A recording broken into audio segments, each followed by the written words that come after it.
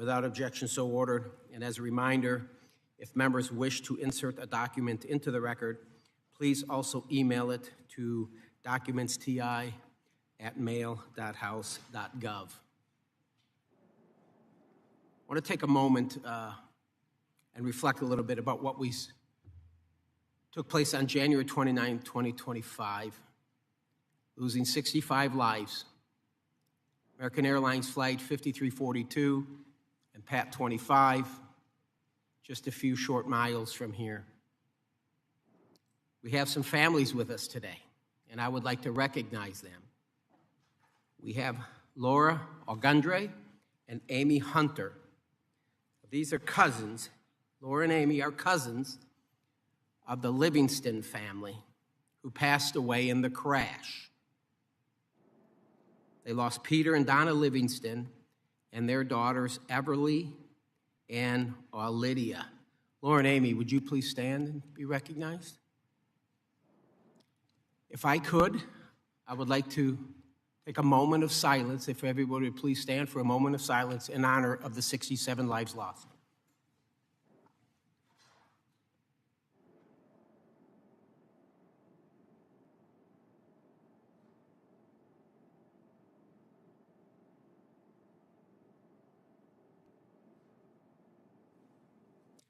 Thank you. You may be seated.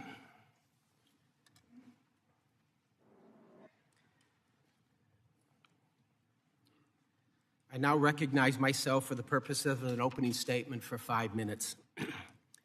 Good morning, and thank you to our panel of witnesses for being here today. Your testimony will no doubt provide valuable insight into today's critical discussion on air traffic control infrastructure and staffing. I want to be very clear. The reason that we are here today is that in its current form, this country's air traffic control system is unsustainable. It's unsustainable. That statement shouldn't come as a surprise to those in this room. In fact, many of the panelists before us today have been ringing the alarm bell for decades on the need for ATC modernization, increased hiring of controllers, and stable funding streams for the FAA. Dating back to 1995, the Government Accountability Office, or the GAO, has classified the FAA's efforts to modernize our AT system as high risk. While efforts have been made to address this deep-rooted since the 90s, it's clear they have fallen short. I say that not to heap blame, but to make clear that we're not much closer to a solution than we were in 1995. We need to rewrite the previous playbook and begin digging out of the hole that we've found ourselves in.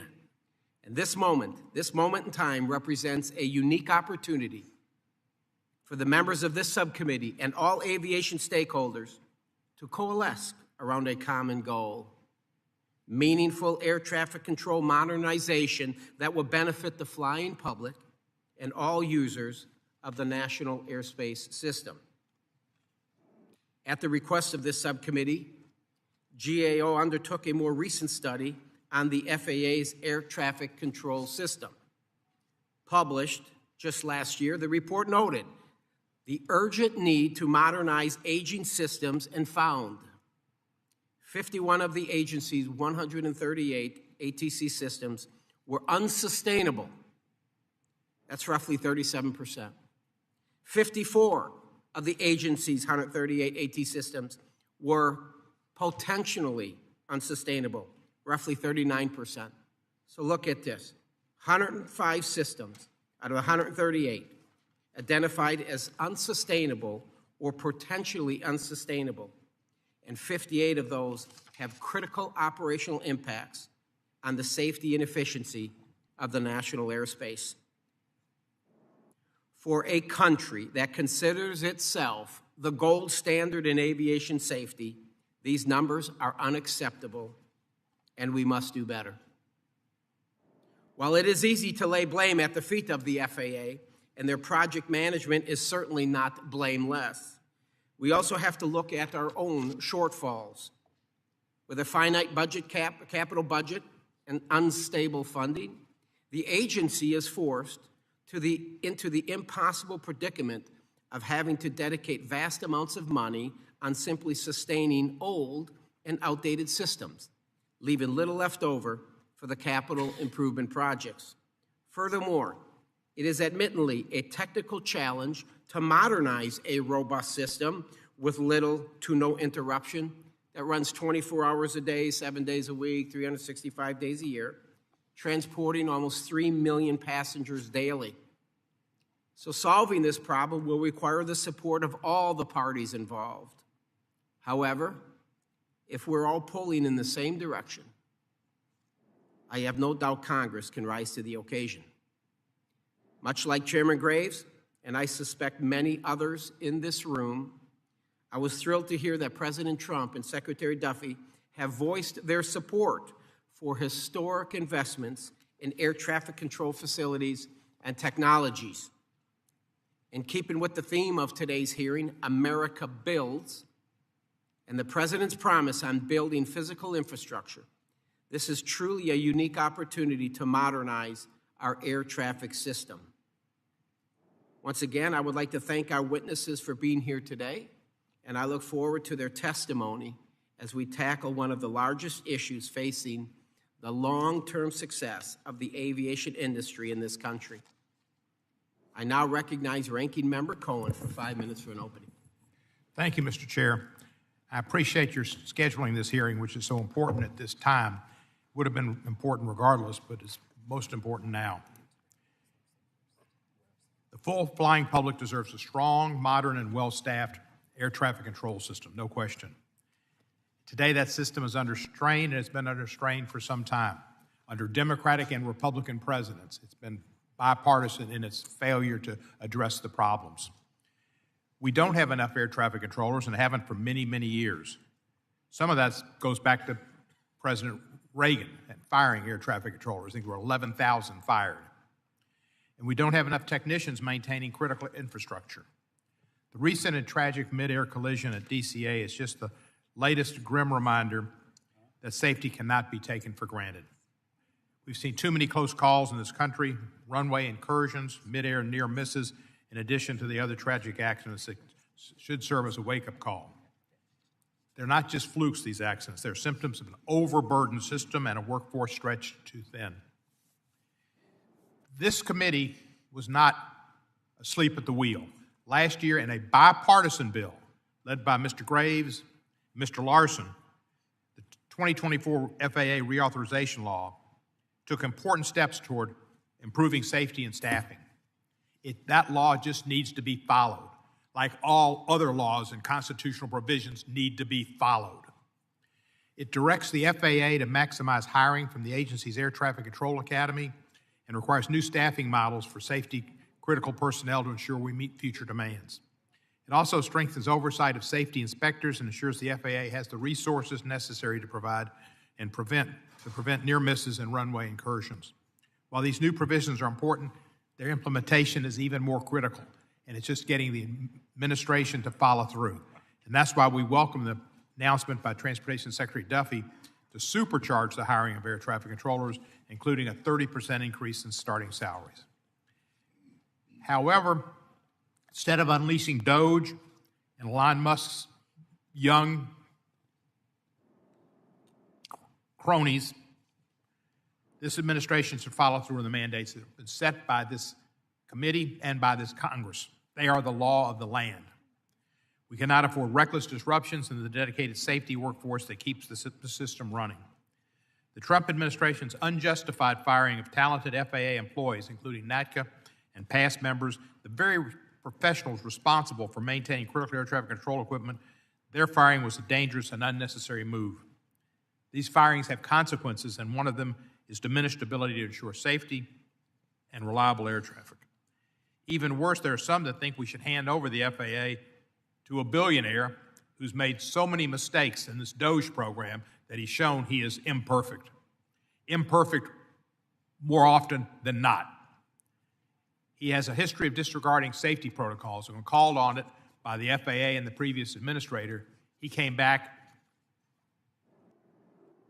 tried to get the FAA administrator fired, and I believe that's why he resigned, because he said we needed to get rid of him.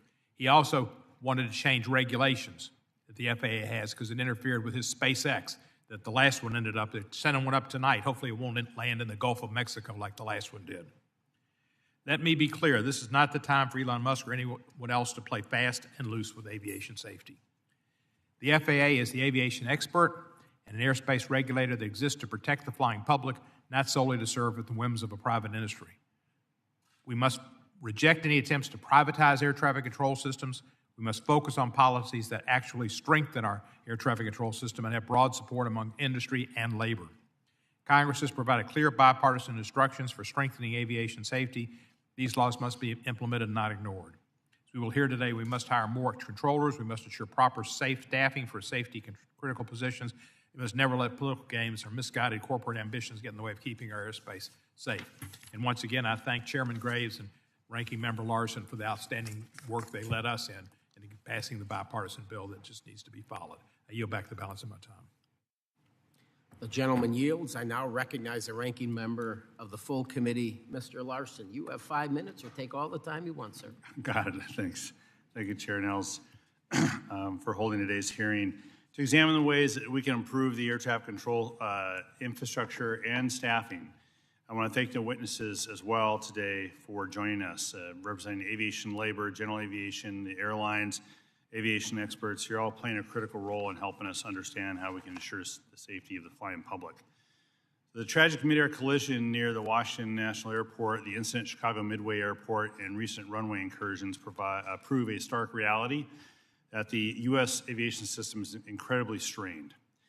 As this committee continues to keep the victims and the families, some of whom are here today, in our thoughts, it reminds me of the importance of the work that we're doing and what's at stake if we fail to address the challenges that continue to plague the National Airspace System, or the NAS.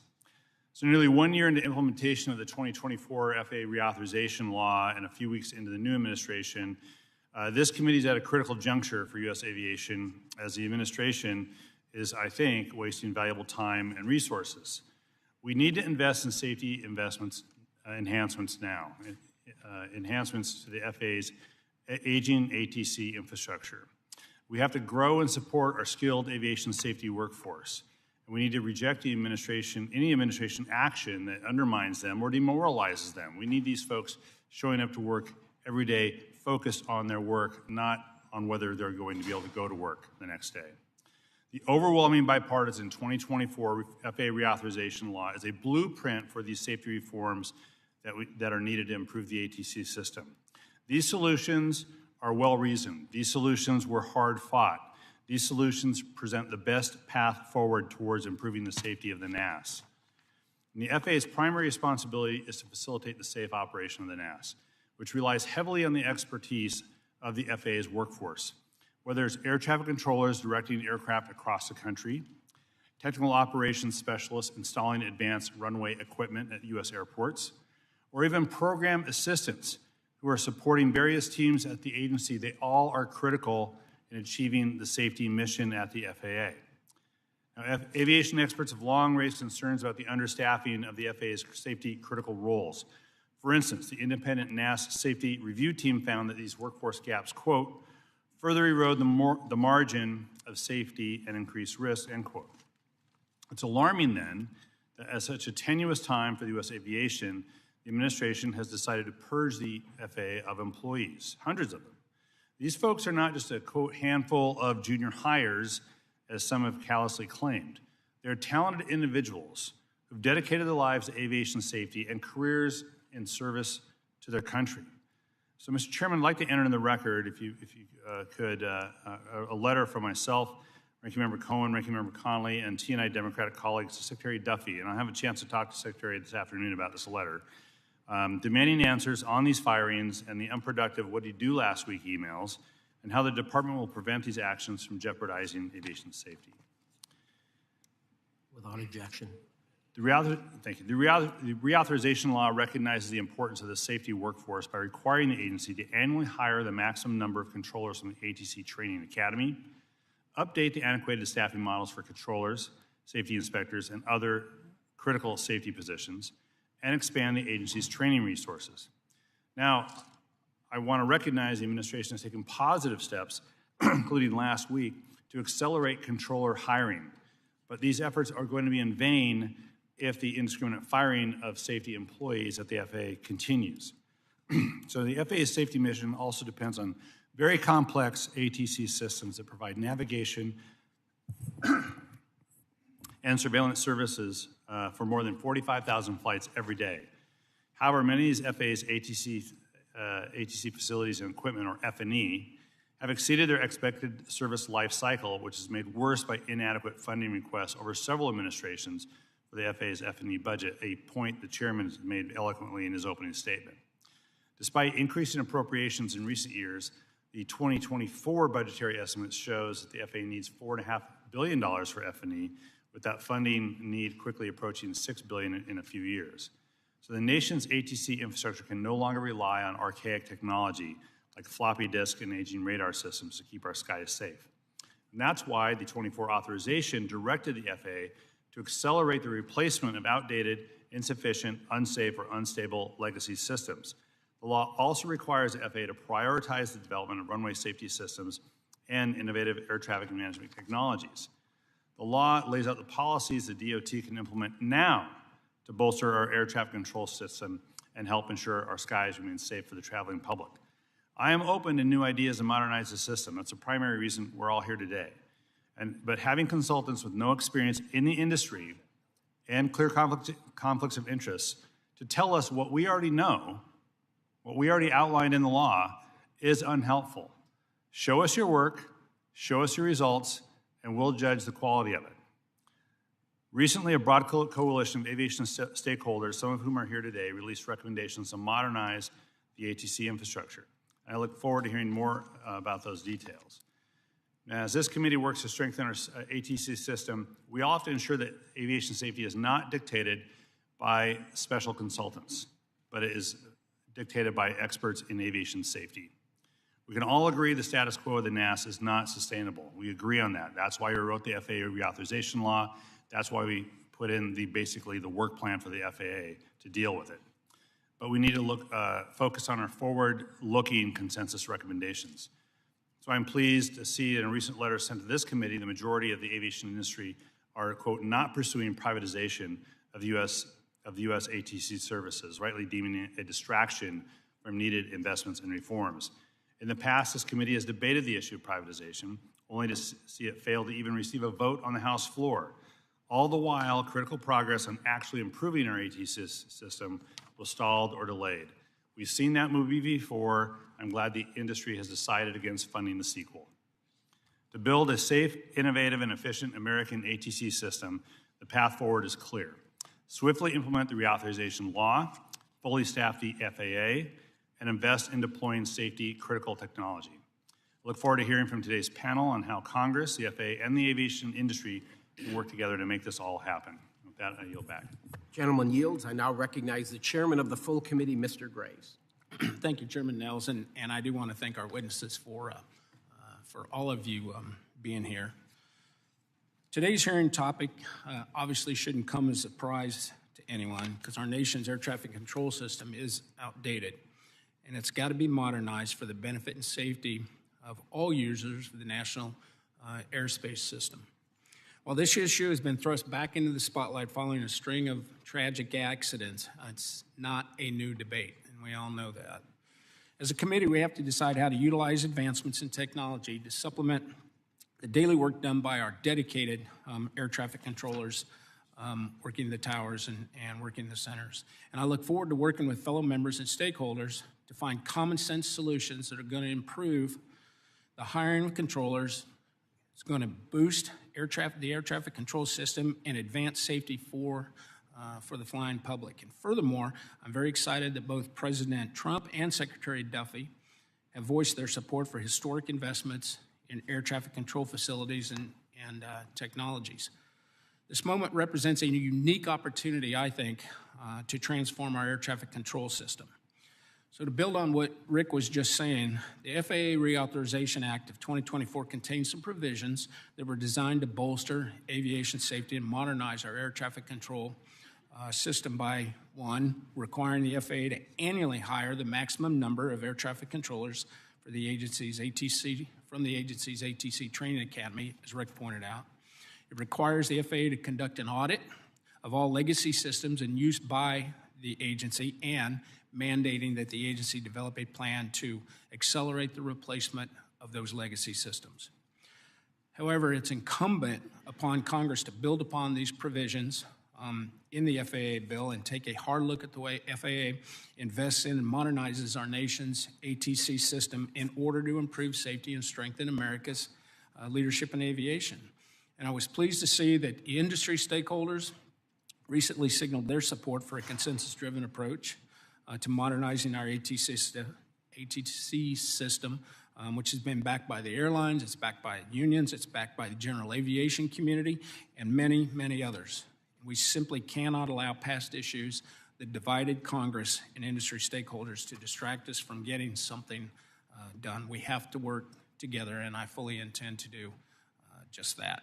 So again, I'd like to thank our witnesses again for their willingness to lend us your expertise as we continue to work on, as we continue this very important discussion. So with that, Chairman Nels, I appreciate it. Thank you. Thank you, sir. I would like to now welcome our witnesses. Briefly, I'll take a moment to explain our lighting system.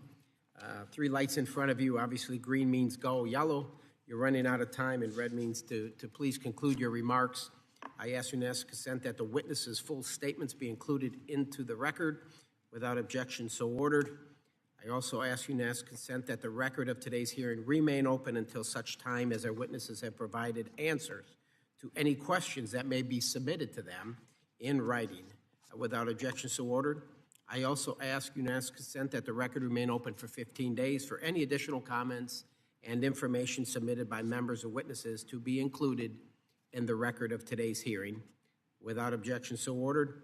And as your written testimony has been made part of the record, the subcommittee asks that you limit your oral remarks to 5 minutes. With that, Ms. Kraus, you are recognized. Chairman Graves, Chairman Niels, Ranking Member Larson, Ranking Member Cohn, and members of the subcommittee, thank you for the opportunity to discuss our work on air traffic control modernization. I first want to acknowledge the magnitude of FAA's modernization efforts. FAA managed the world's busiest and most complex system. Its air traffic controllers rely on 138 systems to safely and efficiently route over 45,000 flights each day. Many of these systems are aging and face longstanding challenges, including the unavailability of parts and the retirement of knowledgeable technicians. FAA's modernization includes replacing and upgrading many of its systems. It also involves bringing more functionality through the development of new systems and software. These efforts, when implemented, can help controllers better track, sequence, and manage flights, ensure more reliable communications with pilots, and provide more efficient flight routes while also enhancing safety. To help achieve results, FAA must coordinate with many program schedules and its overall efforts with a full range of aviation stakeholders. Buy-in from airlines is particularly important as they too must invest in new equipment. Along with these modernization efforts, FAA must ensure that today's system safely operates 24/7, 365 days a year. FAA has made progress implementing some aspects of its modernization efforts. For example, we reported that since 2018, FAA met or beat several key milestones, such as deploying enhanced surveillance technologies at planned towers and airports. While some progress has been made, we have identified several critical issues facing FAA's efforts and areas where better management and oversight is needed. For example, a major issue has been the slow pace of FAA's efforts. FAA's 2023 operational risk assessment of its ATC systems revealed that 75% of the 138 systems are unsustainable or potentially unsustainable. Many of these systems have critical operational impacts on airspace safety and efficiency. Yet our 2024 work found that of the dozens of the systems we examined, FAA took on average more than 4 years to establish cost, schedule, and performance baselines for these investments. and FAA provides limited oversight of investments prior to establishing a baseline. After establishing a baseline, these investments take years to complete. For the 9 investments that we looked at that had established a baseline, FAA plans to take, on average, almost 13 years to complete them. In addition, FAA did not have ongoing investments associated with 4 systems critical for safety and efficiency. In each of the 4 critical next-gen program areas we examined in 2023, FAA missed at least one and sometimes a number of its major milestones. FAA missed some by months, others by years. For example, FAA missed a 2021 milestone for deploying initial digital communication services to all 20 facilities that serve en route flights. FAA more recently anticipated completion by May 2025. FAA's management and oversight of risks also needs attention. In particular, we found that FAA's Acquisition Oversight Council did not consistently monitor high risks and provided limited oversight of ATC system investments. And counter to FAA policy, it didn't ensure investments delivered functionality in manageable segments. For its overall next-gen program, we found FAA had not developed a detailed risk mitigation plan. Such a plan would identify and prioritize high risks, include a range of mitigation approaches, and explain why a particular mitigation was selected. We have recommended urgent action by FAA to fix these critical issues. These include developing systems in manageable segments, establishing cost and schedule baselines in an expeditious manner, strengthening oversight of investments, systematically assessing and addressing risks, and ensuring the agency and Congress has a clear picture of costs. FAA generally concurred with our recommendation and has begun to act on them. Quick and continued action is needed to accelerate FAA's delivery of modernization investments. In turn, such action can help FAA minimize risks associated with legacy systems. In addressing these critical issues and implementing the related provisions in the FAA Reauthorization Act will be critical as traffic volume and complexity of the airspace increases. Congress's call for FAA to lead the way towards what could be a smarter, more agile, and information-centric ATC system will also go a long way towards addressing these challenges. This concludes my statement. I look forward to answering your questions. Thank you, Ms. Kraus. Mr. Callio, you are recognized.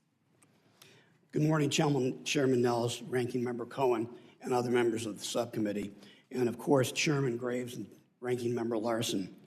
Thank you for inviting me to testify on this critically important issue of improving our nation's air traffic control system.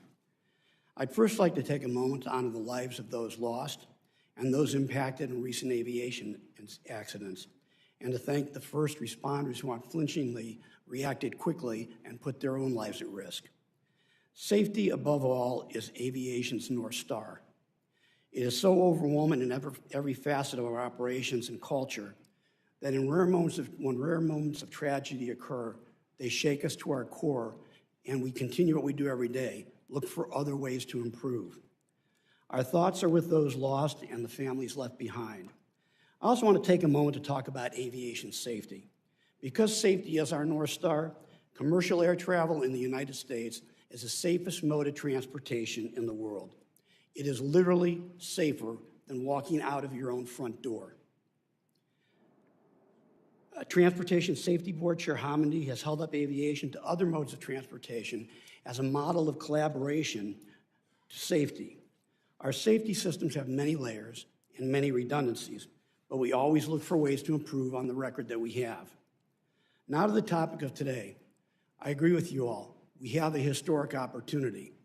We need to change a system that has significant material challenges, that is woefully obsolescent, unreliable, and inefficient due to a multitude of well-documented and inefficient critical staffing, facility, technology, equipment, funding, and investment deficiencies. It's quite a list.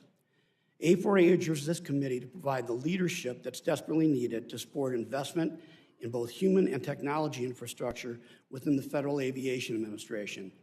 You've made a great start last year on the FAA reauthorization bill, which is a marvelous bill, very well put together.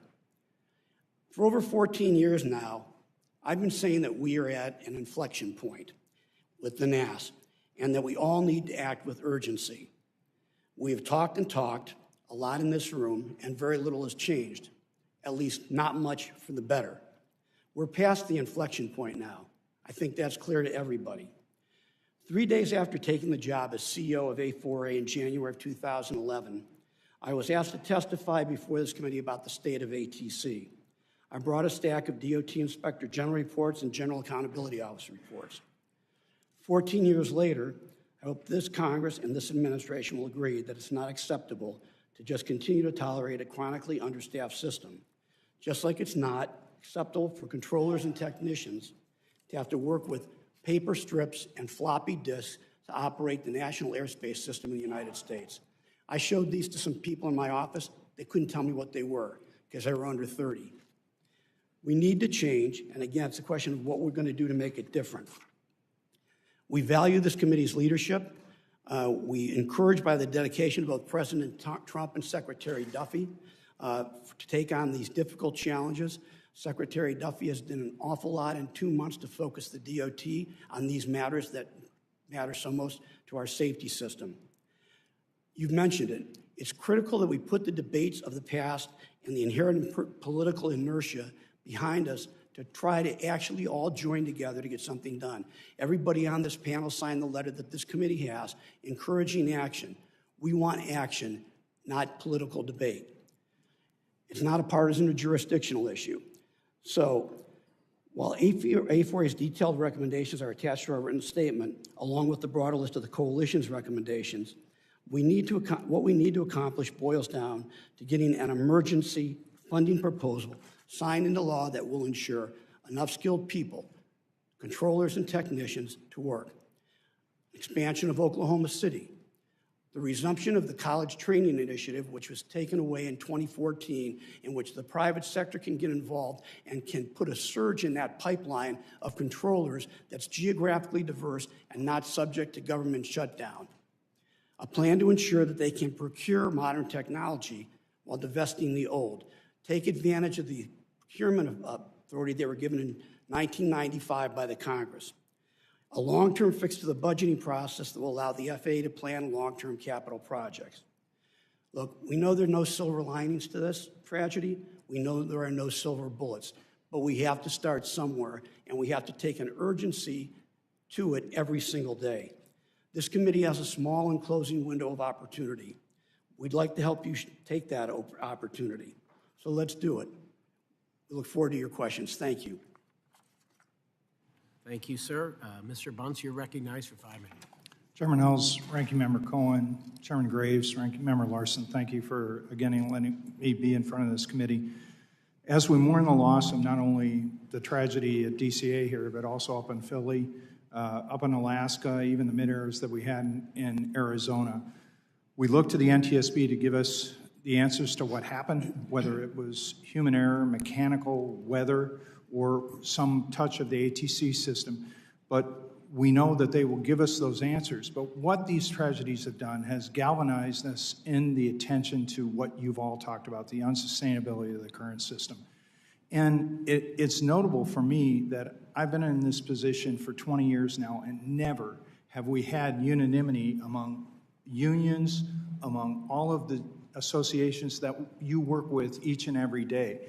And it's so important that we do something at this time. And I really hope that it is this committee that shows that leadership. What you did during the last Congress just made us all proud.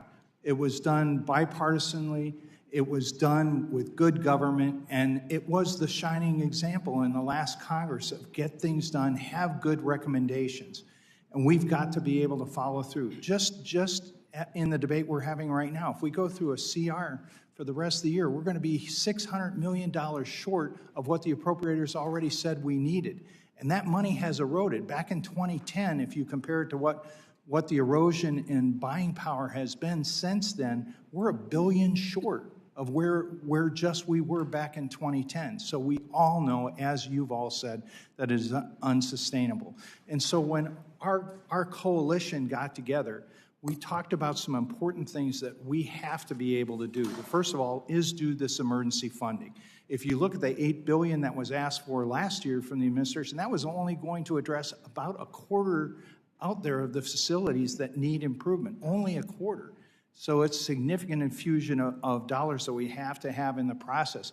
But also, we've got to be able to look at the procurement system that the FAA has. Back in the 90s, you all gave the authorities to the FAA to be able to fix the procurement system and use some streamlined authorities. Now, we've seen some examples recently where Tim Morrell at the ATO have fielded systems for surface awareness and things and done it quickly.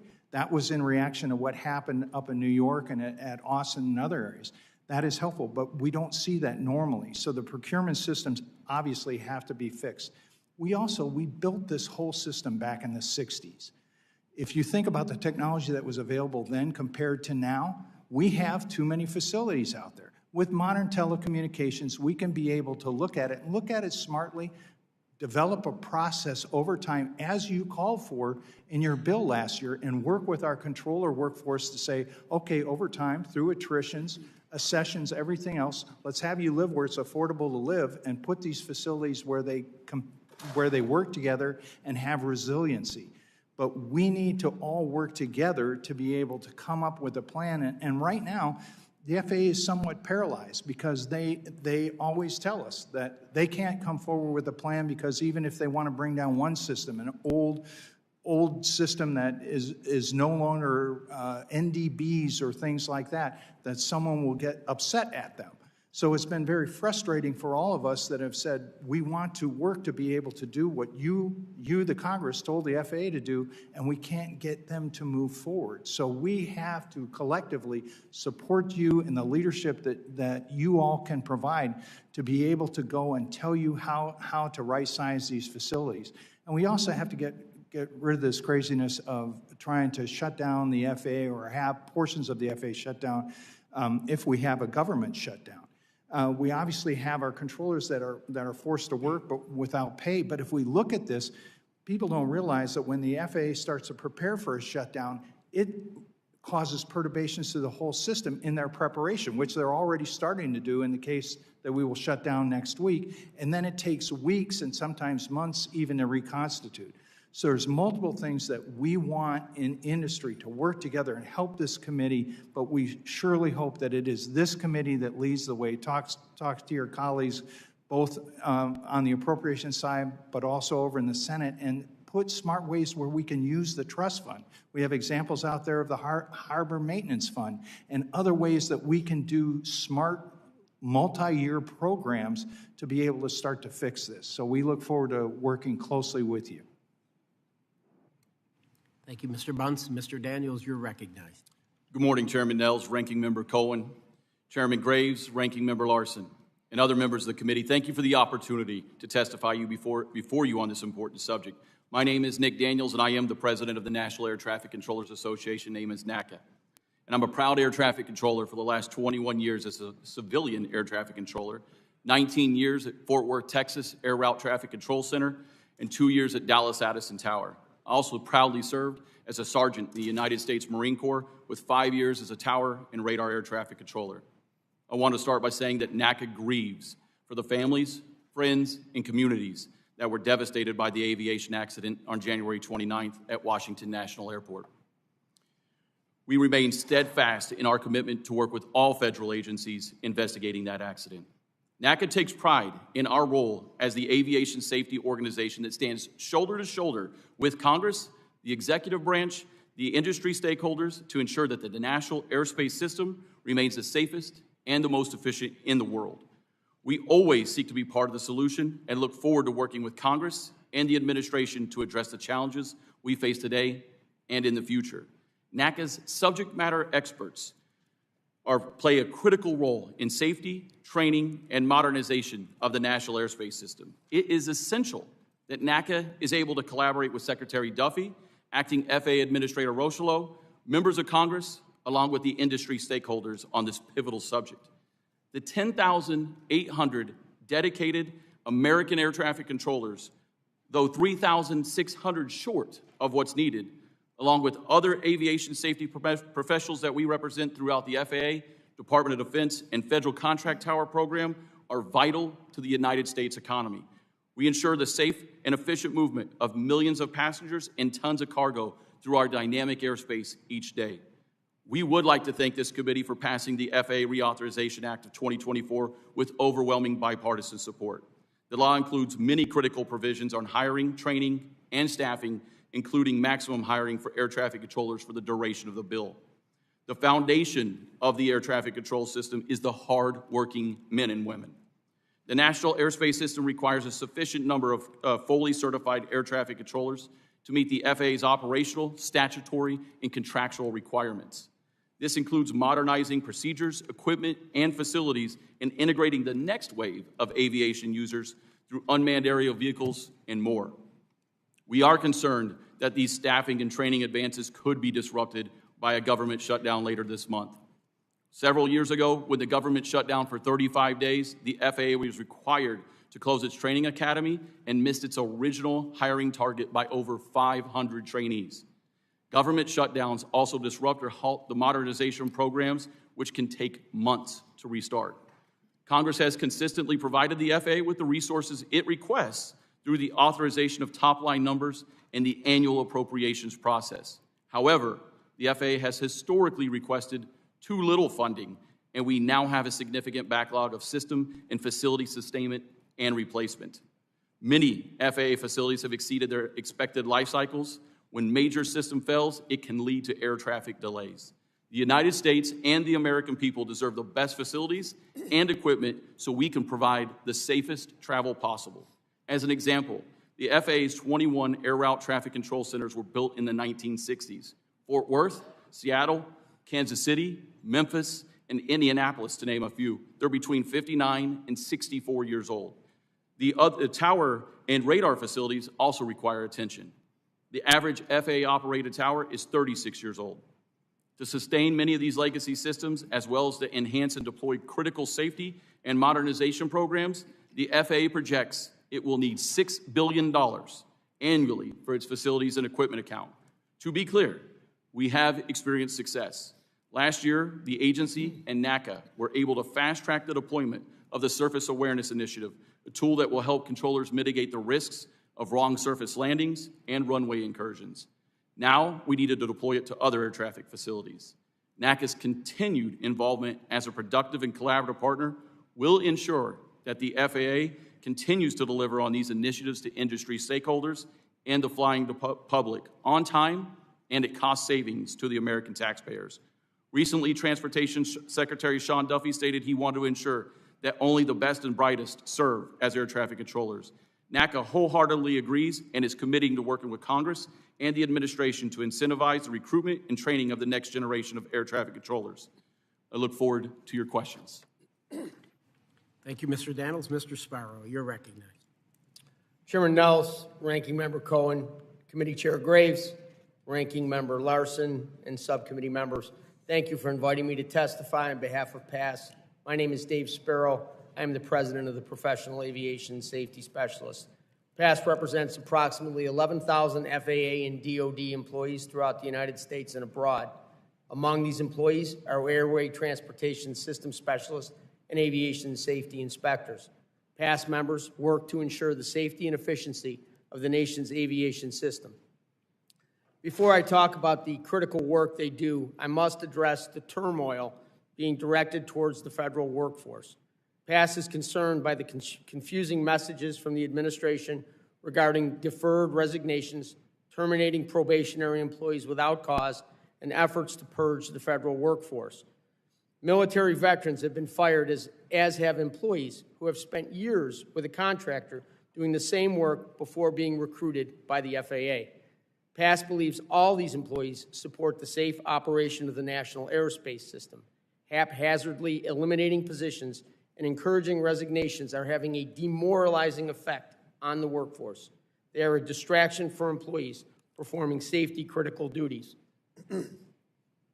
All parts of this aviation ecosystem work together to accomplish a critical goal, the safety of the American flying public. The chain provided by these safety-focused professionals must remain strong and every link intact. PASS represents the Air Traffic Organization Technical Operations Unit. FAA Airway Transportation System Specialists within TechOps ensure the functionality of the communications, computers, navigational aids, and power systems vital to safe air travel and the mission of pilots and controllers.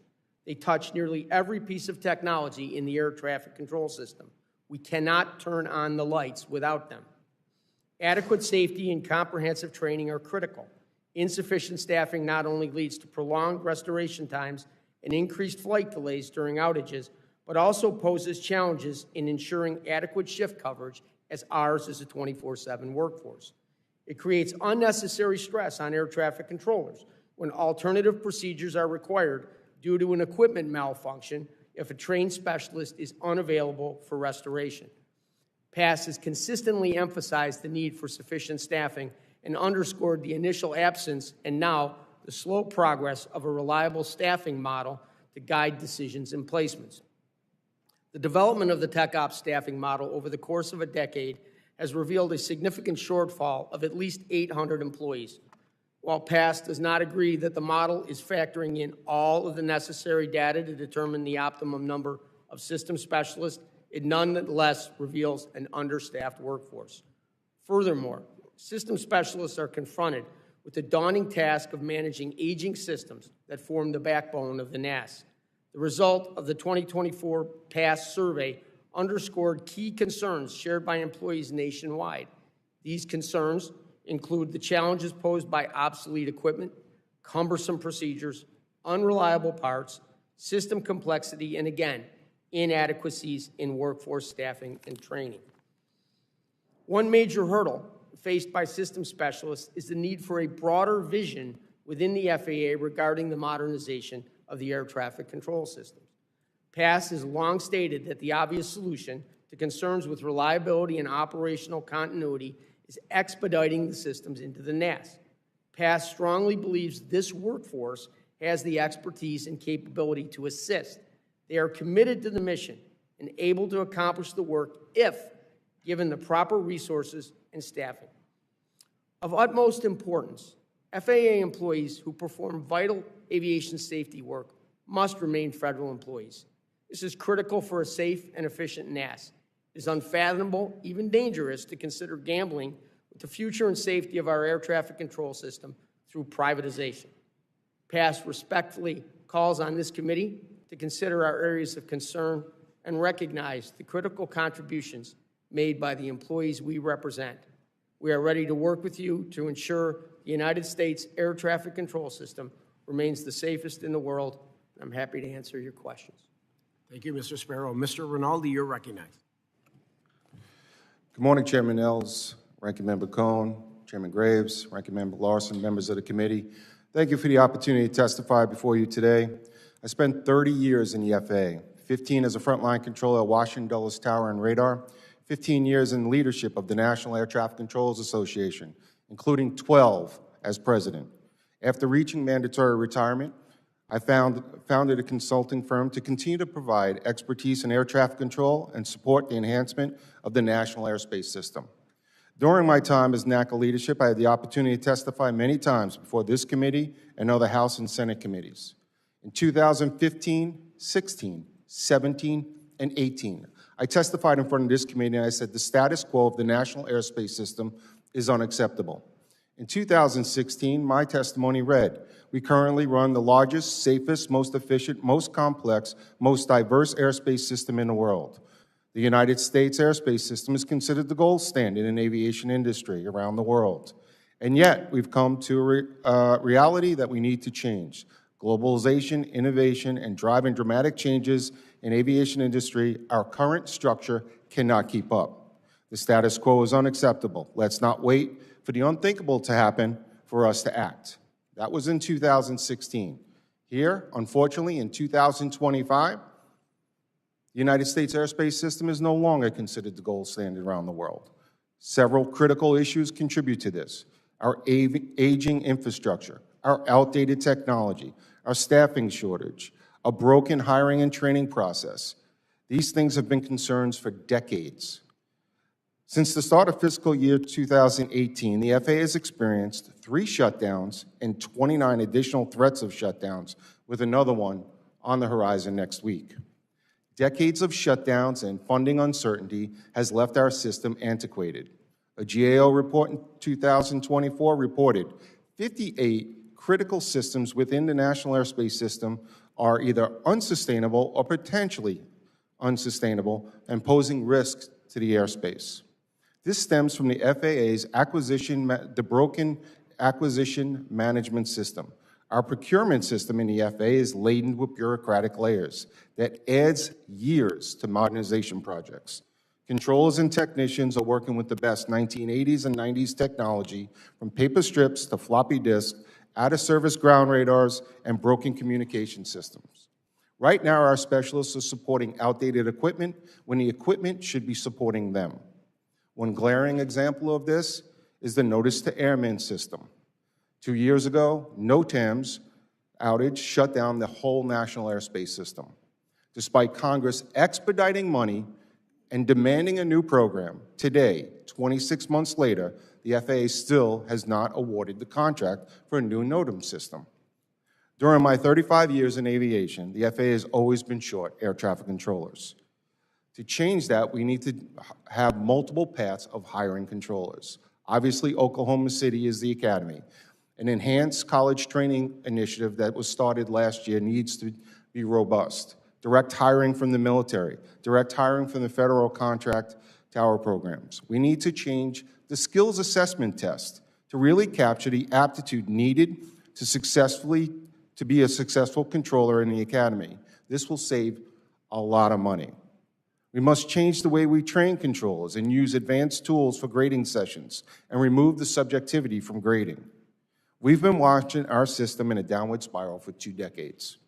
Tragically, on January 29th, the unthinkable did happen. A midair collision at Washington National Airport over the Potomac River between a Black Hawk helicopter and a regional jet landing on runway 33. Sadly, 67 people lost their lives, including 3 service members. As someone who spends an awful lot of time in ice rinks in Northern Virginia, I've had the opportunity to see the memorials in each rink, these young figure skaters, the coaches, the family members. It's absolutely heartbreaking. They will never be able to be on the podium and receive the gold medal again. We've had several warnings at Washington National Airport. This did not have to happen. Aviation safety is a journey, not a destination. We must beat back the complacency in our system every day and not rest on good enough when we have lives at stake. In closing, we are not the gold standard in aviation anymore. We're not even on the world's podium. We have the best airlines, best pilots, best controllers, best safety professionals. I urge this committee to take necessary steps, whether it's through policy, funding, regulation support, to ensure that this nation regains the gold in the world aviation arena. Thank you for your time. Thank you all for your testimony. We will now turn to questions from the panel. I now recognize the ranking member, Mr. Cohen, for 5 minutes. Thank you, Mr. Chair, and I appreciate the witnesses' testimonies, and I didn't mention earlier, I appreciate the visitors we have today. I'm sorry about the circumstances. Terrible. Thank you for being here. Mr. Spiro and Mr. Daniels, either of you, we know the Trump administration fired a significant number of NATCA and past members, including those responsible for maintaining critical air traffic control equipment. How have these mass firings affected system maintenance, equipment reliability, and overall air safety? And has the FAA made any meaningful effort to rehire or replace those skilled workers? Mr. Spiro? Congressman Cohen, thank you for the question. Let me jump in here and say no. As far as we know, only about 3 employees of the 132 that we represent that were terminated have been restored. With regard to the rest of them, I'm not aware of any efforts whatsoever to bring any of them back. And why were those 3 brought back? They were instrument legal examiners at their registry in Oklahoma City, and I believe based on the number of them that were removed and their skill set they brought to the table, it was going to start to cause a backlog there when it comes to when it comes to aircraft registration. Thank you, sir. Mr. Daniels? Ranking Member Cohen, thank you for the question. For air traffic controllers, there were no air traffic controllers removed in those firings, but we do have other aviation safety professionals that we represent, and we believe them to all be essential. We continue to evaluate the impacts to safety, and we will make sure that we raise them through this committee as appropriate as they're identified. And do you find that the past members that were fired are also essential for the for the FAA and for the air traffic controllers? The air traffic controllers absolutely rely on any person that supports the system day in and day out. Thank you, sir.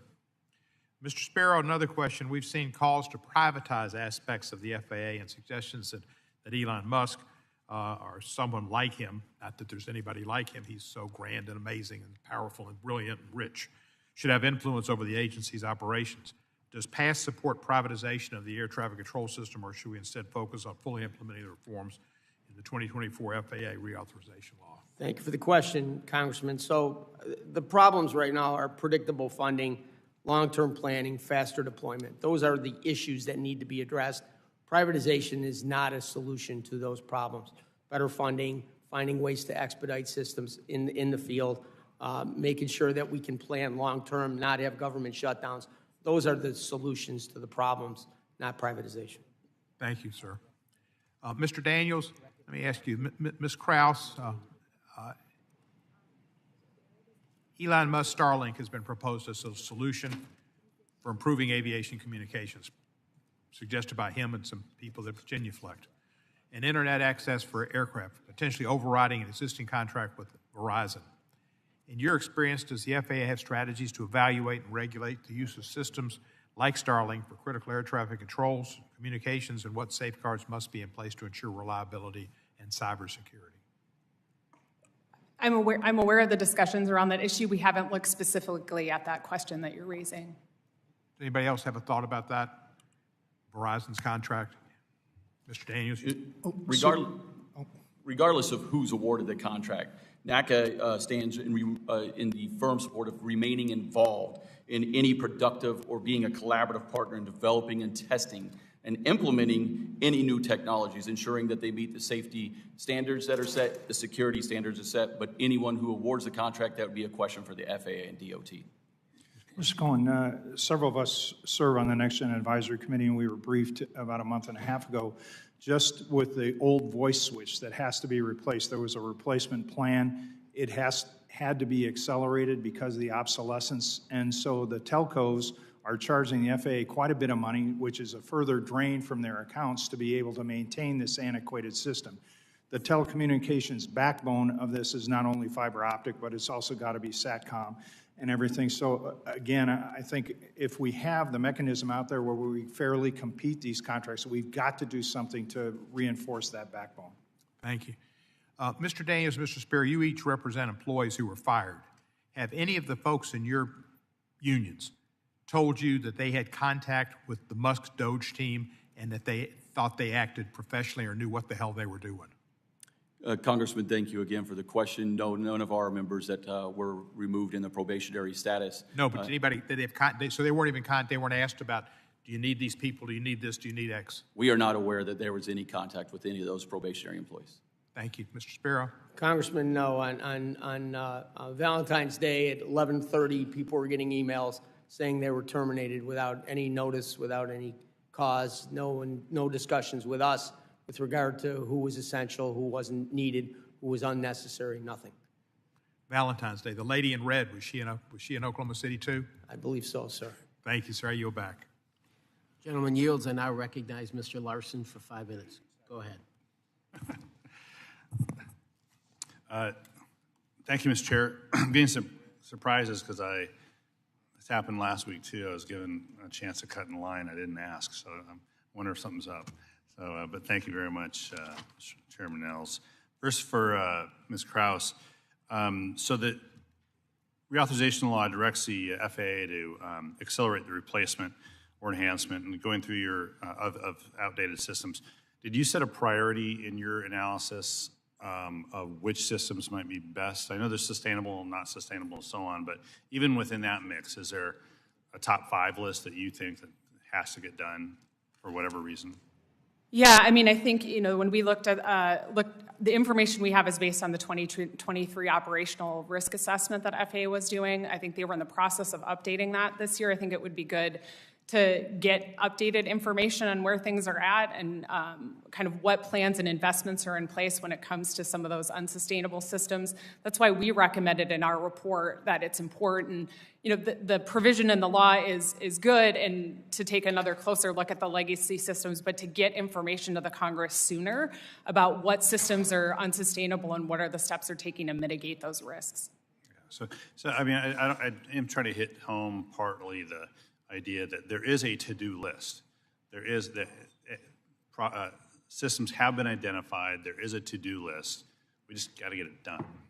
Yeah, I mean, they have they do have systems that have investments associated with them in terms of, but we did find some areas where they, 4 of the programs did not, that were critical to safety and efficiency, did not yet have modernization programs or investments identified.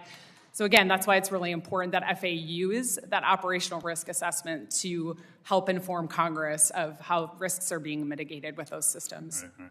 Ms. Sparrow, I have a very, all analogies are imperfect. This one's kind of imperfect, but I'm thinking of a construction company gets a contract and they're resurfacing a bit of the road, and they have safety flaggers on each end to be sure that the work environment is done safely, the work is done safely.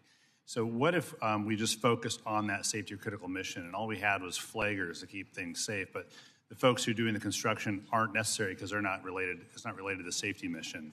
It doesn't make a lot of sense to do that, right? You need everybody there. So my analogy then is this idea of what happened to I think they're called the program assistants or the past members who are in support of those who are in direct safety missions, but those folks can't do their safety mission without the work of these program assistants. Is that, again, an imperfect analogy, but some of these folks are probationary and got fired, and now there's no one to do that program assisting job to support the safety mission, so someone's got to do it, presumably the people who are supposed to do the safety mission.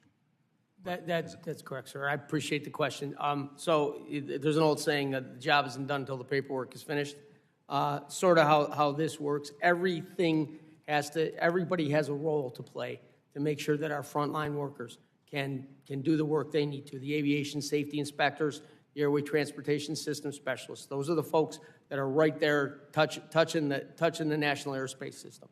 But everything they do is supported by management and program assistants, by maintenance mechanics. We have aeronautical information specialists who create charts and maps, identify obstacles.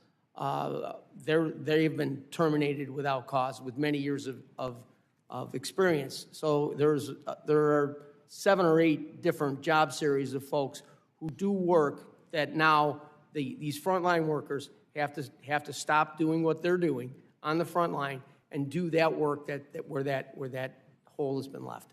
So the effort here has been to fire people, but not necessarily get rid of the work that had to get done anyway. That's correct. No assessment had been done to make a determination as to how this impacted aviation safety. And what we've done, without actually noticing it, is baked risk into the system. Now we have effectively downstaffed that aviation safety inspector workforce, that airway transportation specialist workforce, by causing them to go and have to do other things. Thank you. Mr. Daniels, in the brief time I have left, you mentioned, but could you just underline what will happen if there's a government shutdown specifically with your workforce? We would have a shutdown of the Oklahoma City Academy. Air traffic controllers wouldn't be paid. Programs in modernization would halt, would take months to restart. We would likely lose anywhere between 100 to upwards of 500 trainees throughout that given period that it was the shutdown. Thank you. I'll yield back. Thank you, Ranking Member. I now recognize Mr. Massey. Thank you, Mr. Chairman. I want to direct everybody's attention to a video that we're going to play here. And we're just going to play about 10 or 15 seconds of this.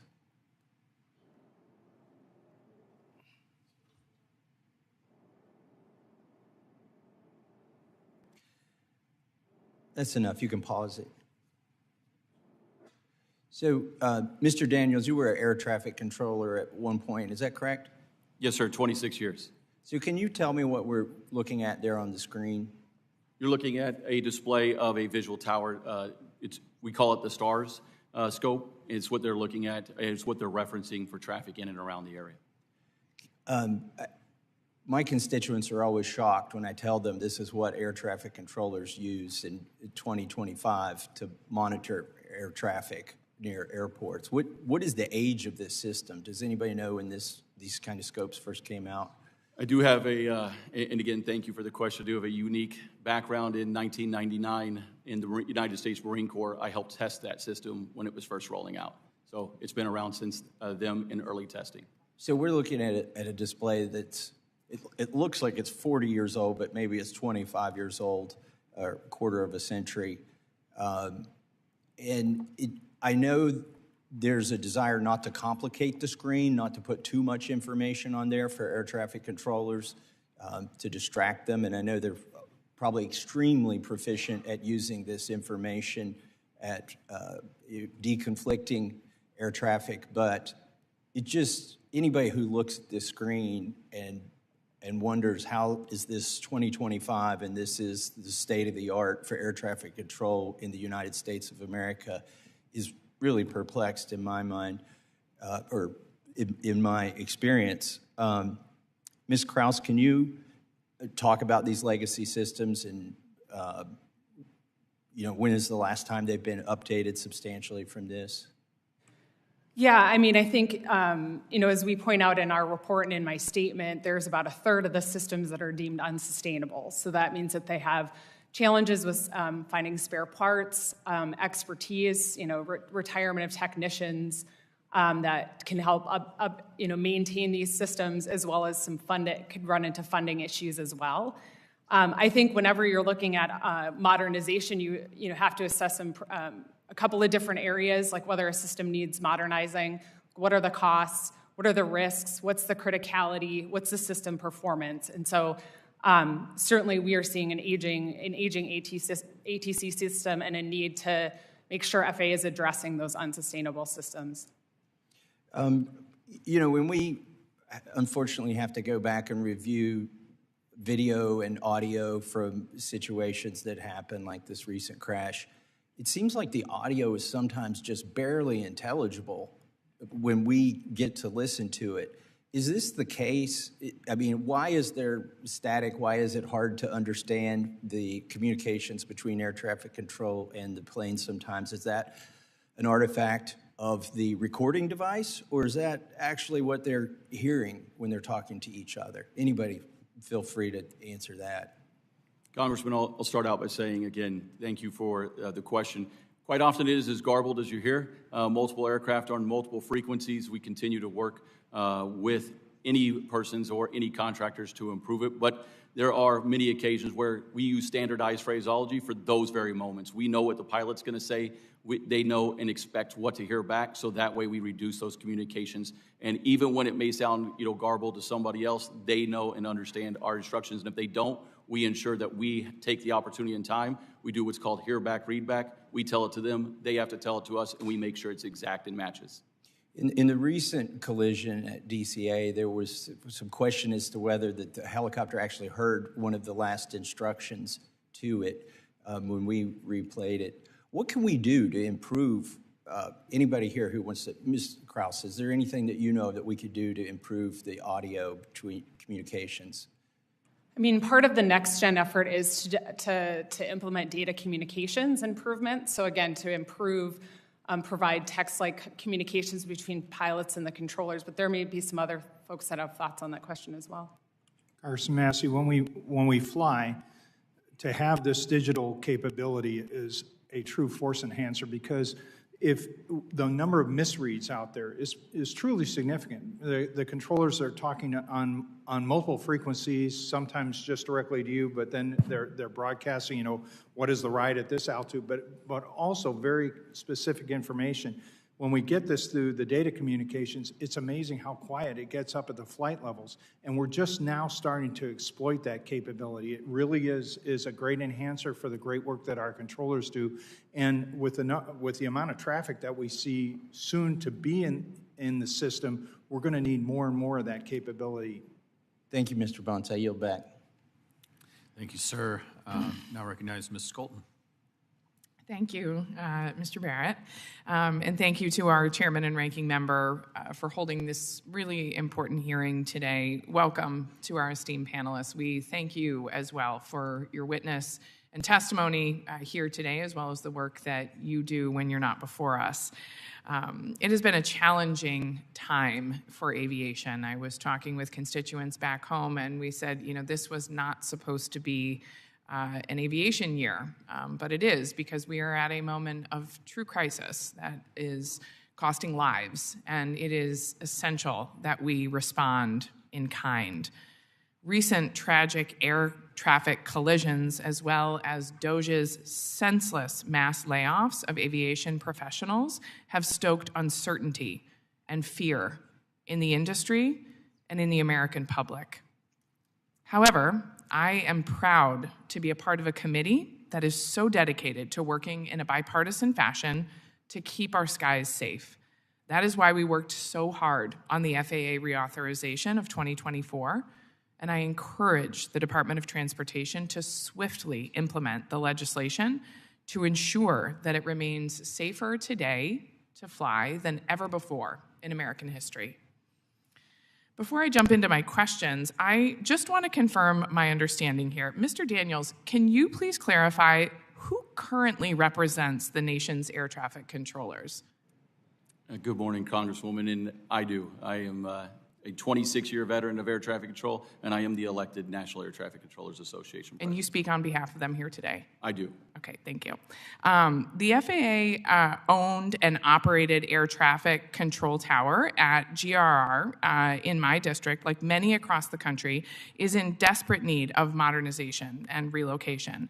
At 60 years old, this air traffic control tower is one of the oldest among the top 75 busiest airports, nearly 20 years older than the majority of air traffic control towers. However, the FAA has not provided GRR with any sense of when it will invest in this ATC, despite the airport having completed designs for its future tower and despite consistently being told that we are number 2 on the priority list. Mr. Callio, with the FAA having approximately $5.2 billion in a sustainment backlog for aviation facilities and systems, can you please speak to how greater congressional investment in the FAA's facility and equipment account would maintain and modernize ATC throughout the U.S. to keep our aviation professionals and air travelers safe? That was you. Sorry about that. There's a variety of ways. First of all, we talked a little earlier about, in 1995, Congress gave the FAA procurement authority. It's rarely been exercised, or at least we believe exercised appropriately. And what we have to do is use this time to galvanize all of us to stop talking about the things we've been talking about, at least in my experience, for almost 15 years. We've talked about them over and over again. I think the trick here is to figure out what everyone can do together. Everybody at this table has come together representing an awful lot of the aviation industry. We all have our differences. We came together and provided this committee with a letter of recommendations that could be done. Those need to be looked at carefully, followed, and implemented. And that takes a little pressure on the FAA. It takes looking at new ways of doing things. I recounted earlier, Congresswoman, that when I first came here to testify 14 years ago, after 3 days on my current job, I said we were at an inflection point, and I came with a stack of GAO studies and Inspector General Report studies that have been written for years, all saying the same thing over and over again. Modernizing our aviation infrastructure and addressing the industry's workforce shortage are intricately linked. We have to upgrade our aging system to equip our highly skilled aviation workforce with the tools they need to do their jobs well. Unfortunately, the ability of technical professionals to repair our aviation infrastructure and staff to these towers is very limited. Mr. Daniels, with a looming government shutdown in just 10 days, how would the administration and majority's potential failure to act put further strain on our air traffic controllers? Congresswoman, thank you again for the question. It will sever the artery, which is the pipeline of air traffic controllers in the system, by shutting down the Oklahoma City Academy. Not only that, You then have air traffic controllers that deal with the stresses and pressures every day of this system, making thousands of decisions in a moment's notice, handling and caring for the sky, now starting to worry about their daily paycheck. We live like every American does, and a lot of times that's paycheck to paycheck, and putting those stresses and pressures on that puts us in a very vulnerable position and adds risk to the system. Yeah, I hear you. Thank you. I yield back. Thank you. I will now recognize myself for 5 minutes. Appreciate the panel being here and appreciate your testimony before our committee today. Mr. Daniels in particular wanted to appreciate your work and the work of your air traffic controllers and the job that you do keeping us safe. I spent time flying aircraft in the Army, worked on one side of that equation, and always appreciated the air traffic controllers that kept us safe and kept us in the right direction to keep our airspace absolutely as safe as possible. I know that Mr. Massey had that graphic up on display, and I don't know if we can bring up just that screenshot that we left off on or not, if that would be difficult, but you could see in there the two icons representing the two aircraft. It said CA, and that was flashing on that screen. I was hoping you could give us a little bit of insight. Is that a collision alert? Is that what was being flagged for the controller at that moment? Congressman, good morning to you. Yes, while I can't speak to specifics on the incident because we are a party to the NTSB investigation going on, that CA does stand for a conflict alert. Okay. And I fully appreciate we are not the NTSB. This is a legislative committee hearing. But as we understand that, can you walk me through a little bit about what that would look like, how frequent that is, and whether or not it is so often, in your experience, not specific to this incident, but in your experience, is that alert something that is so frequent that it can become cluttered for the workload for the air traffic controllers? Thank you, Congressman. Yes, many different airports have many complexities to them. Some of them are involved in areas where that goes off consistently and continuously. Look no further than Burbank Tower. When you go out there, there is always some level of a general aviation or a final going over the top of another airport with aircraft that were not working. So they can become nuisance alerts. We do have local safety committees that evaluate those alerts, engage, and find ways to ensure the safety of the flying public. Okay. Thank you. This next generation effort that is underway right now, would that lead to less, I don't want to call them erroneous alerts, but less nuisance alerts and more actual alerts that might draw the attention of air traffic control in more urgent fashion? Congressman, we embrace any new technologies that bring controllers awareness, enhances safety, and as long as we actually work with those persons creating and designing so we don't waste the taxpayers' money when bringing us a product that actually doesn't suit our needs. Okay. Would the ADSB full integration assist with that or not? Congressman, as far as the technical expertise on the ADSB portions of it, I would have to get back to you seeing what the impacts would it be in the context that you're putting it in. Okay, thank you. And then Mr. Sparrow, a question for you.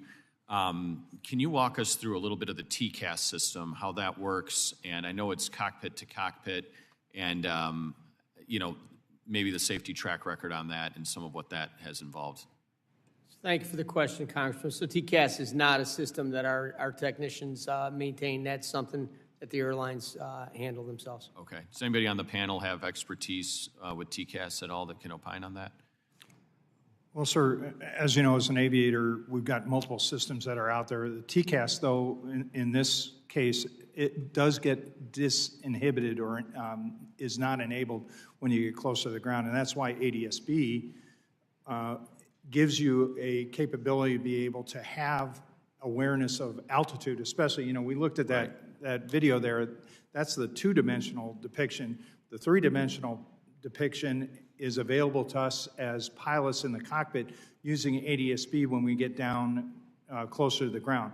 Now that means that everybody's got to have ADSB operational and using it, but it's an enhancer that also helps Mr. Daniels' community be able to go and help with the deconfliction. Sure, and I know that the TCAS the audio tone is disabled below a certain altitude, but I believe it's below 500 feet generally. Is that your experience? Yes, sir. But the alert for that would come it's not just before impact, right? There's a standoff separation that would alert through TCAS prior, if you were approaching 500 feet, the audio tone and the alerts would have come prior to that threshold in all probability, correct? Yes, sir, and it gives you commands to be able to go and do the actual maneuver of the aircraft to deconflict. Okay. My last question, I'm kind of short on time. For any of you on the panel, this next generation air transportation system, I know it's heavily reliant upon GPS. We have fewer and fewer ground-based VORs that are operational right now. Is there any concern that as we migrate away from the radio-based ground systems that we are putting all of our eggs in a GPS basket that could open a vulnerability that we would not have a backup system for that purpose? Yeah, Congressman, let me jump in. I think resiliency is very important. There's a lot of issues with GPS now, and you hear about spoofing and other aspects. It's very important that the FAA maintain a resilient system with ground-based technology. Do you know how many briefly are percentage-wise no longer operational ground-based radio signal VORs? So there was a VOR, they called it the VOR MON program a few years ago, that they began to phase out a number of them. It was done in a risk-based process, but probably half of them have been eliminated around the country. We could get you the numbers, though. Thank you, sir. Appreciate it. Thank you. Now recognize Mr. Johnson. Thank you, Mr. Chairman. Right now, the American public is understandably concerned. Passengers, pilots, flight attendants, and air traffic controllers are feeling the weight of uncertainty, wondering if the systems in place to protect them are as strong as they need to be. The recent incidents we've seen are not just unlucky mistakes, they are warning signs of a system under strain. Outdated technologies, overworked and understaffed air traffic controllers, and years of underinvestment have put unnecessary risks into our aviation system. That's why this committee came together, and Republicans and Democrats alike passed the 2024 Federal Aviation Administration Reauthorization Law. We don't always agree, but on this we did. We all understood that hiring more air traffic controllers, updating old staffing models, and improving air traffic control technology were not optional. They were necessary steps to keep our skies safe. Despite this clear bipartisan mandate, our aviation industry is seeing delays, inaction, and now even cuts to the very workforce we fought to strengthen. I am stunned that co-presidents Musk and Trump are firing over 500 FAA employees, including those maintaining radar systems and landing equipment, when aviation safety is already at risk. And Americans are deeply troubled and concerned about how our aviation safety is being compromised by co-president Elon Musk's glaring conflict of interest as he tries to coerce the FAA into canceling the contract with Verizon and awarding without competitive bidding the contract to overhaul the communications system that is the backbone of this nation's air traffic control system to one of his own companies. In other words, after firing essential and experienced FAA employees, the folks who are left at FAA are being leaned on to replace Verizon, which won the contract, and award the $2.4 billion contract for the air traffic control system to the man who's threatening to fire them. This kind of corruption and cronyism is breathtaking, and it's a threat to the safety of the public. This is not making our aviation industry safer or better. It's jeopardizing public safety and our ability to track and manage air traffic safely. What troubles me even more is the silence from my colleagues across the aisle who helped pass this FAA bill. Where is the accountability and where is the urgency? Mr. Spiro, stress is never helpful, especially in high-stakes professions. The FAA's air traffic organization, which provides air traffic control services across the United States, is undeniably one of the most stressful jobs in the world. There's absolutely no reason the government or Elon Musk should add unnecessary challenges to this already high-pressure profession.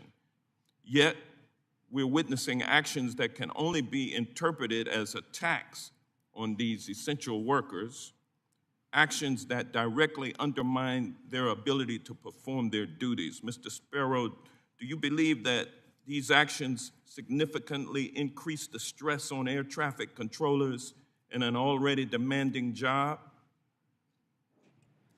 So thank you for the question, Congressman. I can't speak to the controllers. I can speak to our workforce, though, and I'm sure Nick will jump in here on controllers. But the amount of constant stress and questions that are coming every week, and the accusations and the negative comments about federal employees are causing folks to regularly now wonder if they're going to have a job tomorrow. And as they begin to pull people out of their positions and we all have to take on more responsibilities, every single day, folks wonder how this is going to play out. Well, it does cause them stress. Let me ask Mr. Daniels to answer that question also. Mr. Daniels. Yes, Congressman, good morning. Thank you for the question. Air traffic controllers deal and have to manage with stress day in and day out. Anything that adds to that, any uncertainty, is what brings an added risk that has to be evaluated into the system. NATCA remains absolutely committed to working on any and all new technologies as long as we are part of that process, a collaborative partner in it, in not only the implementing of it, but also the testing and the development. And we want to ensure the safe standards and the security of it. And that happened with Verizon, but it has not happened with Elon Musk, has it?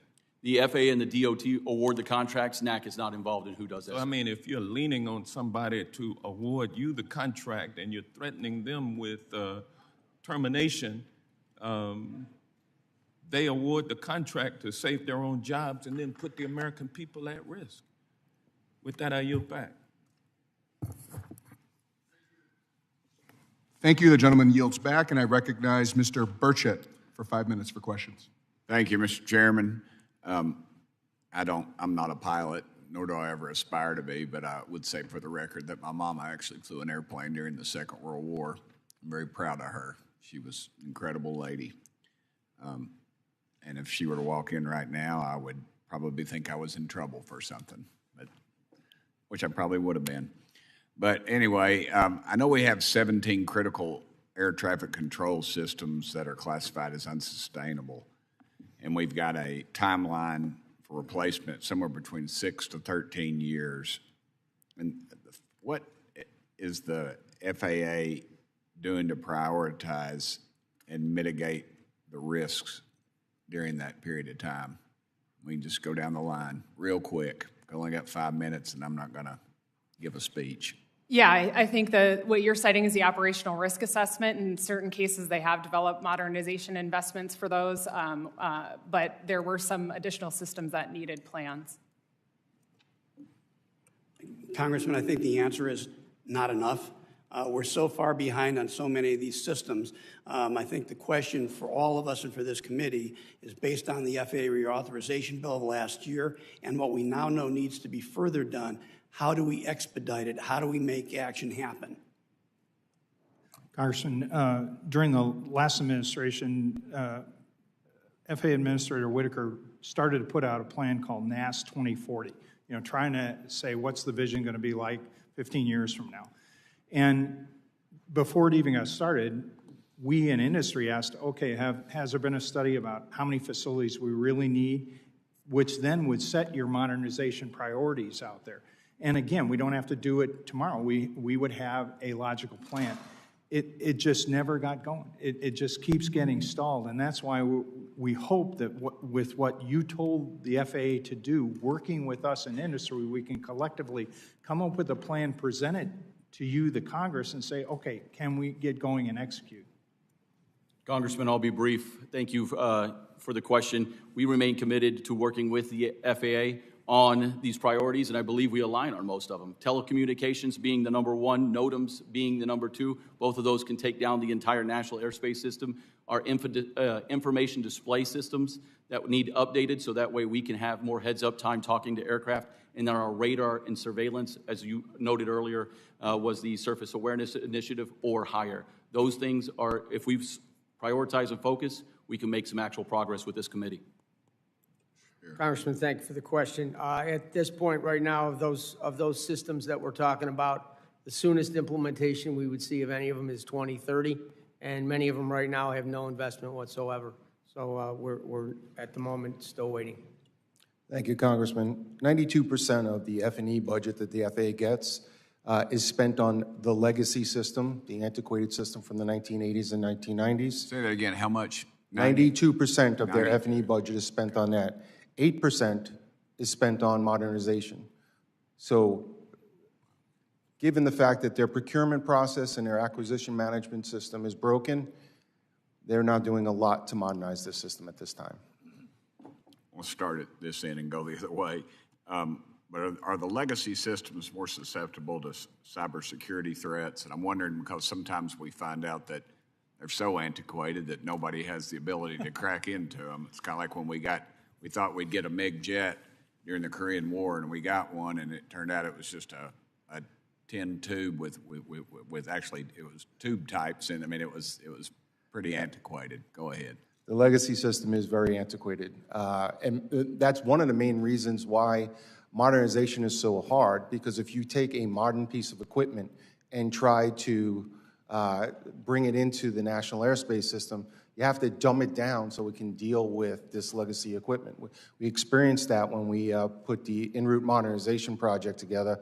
We actually had to make it parallel the host computer so that we can roll it across the country. Mr. Spiro. Some of the legacy systems that we're talking about out there right now are dependent, the changes are going to be dependent upon the new fiber, the new Federal Enterprise Network System FENS, and the implementation of that. That is some of the backbone that Mr. Rinaldi's talking about that has to be interfaced. But many of these legacy systems right now they're operational, but we can't sustain the parts for them anymore, and that's the big problem. Thank you, Mr. Chairman. I'm out of time. Appreciate you. Thank you. The gentleman yields back, and I recognize Mr. Carson for 5 minutes for questions. Thank you very much, Chairman. After the horrific midair collision at DCA and the tragic loss of 67 lives, including my constituent Asra Hussein, I believe it's past time for us to fix the problem of heavy military helicopter traffic around Washington National, which is one of the busiest runways in the country, we all know. I am relieved that there's a pause right now on military traffic, but I'm also interested in learning if you all agree that changes should be made permanently.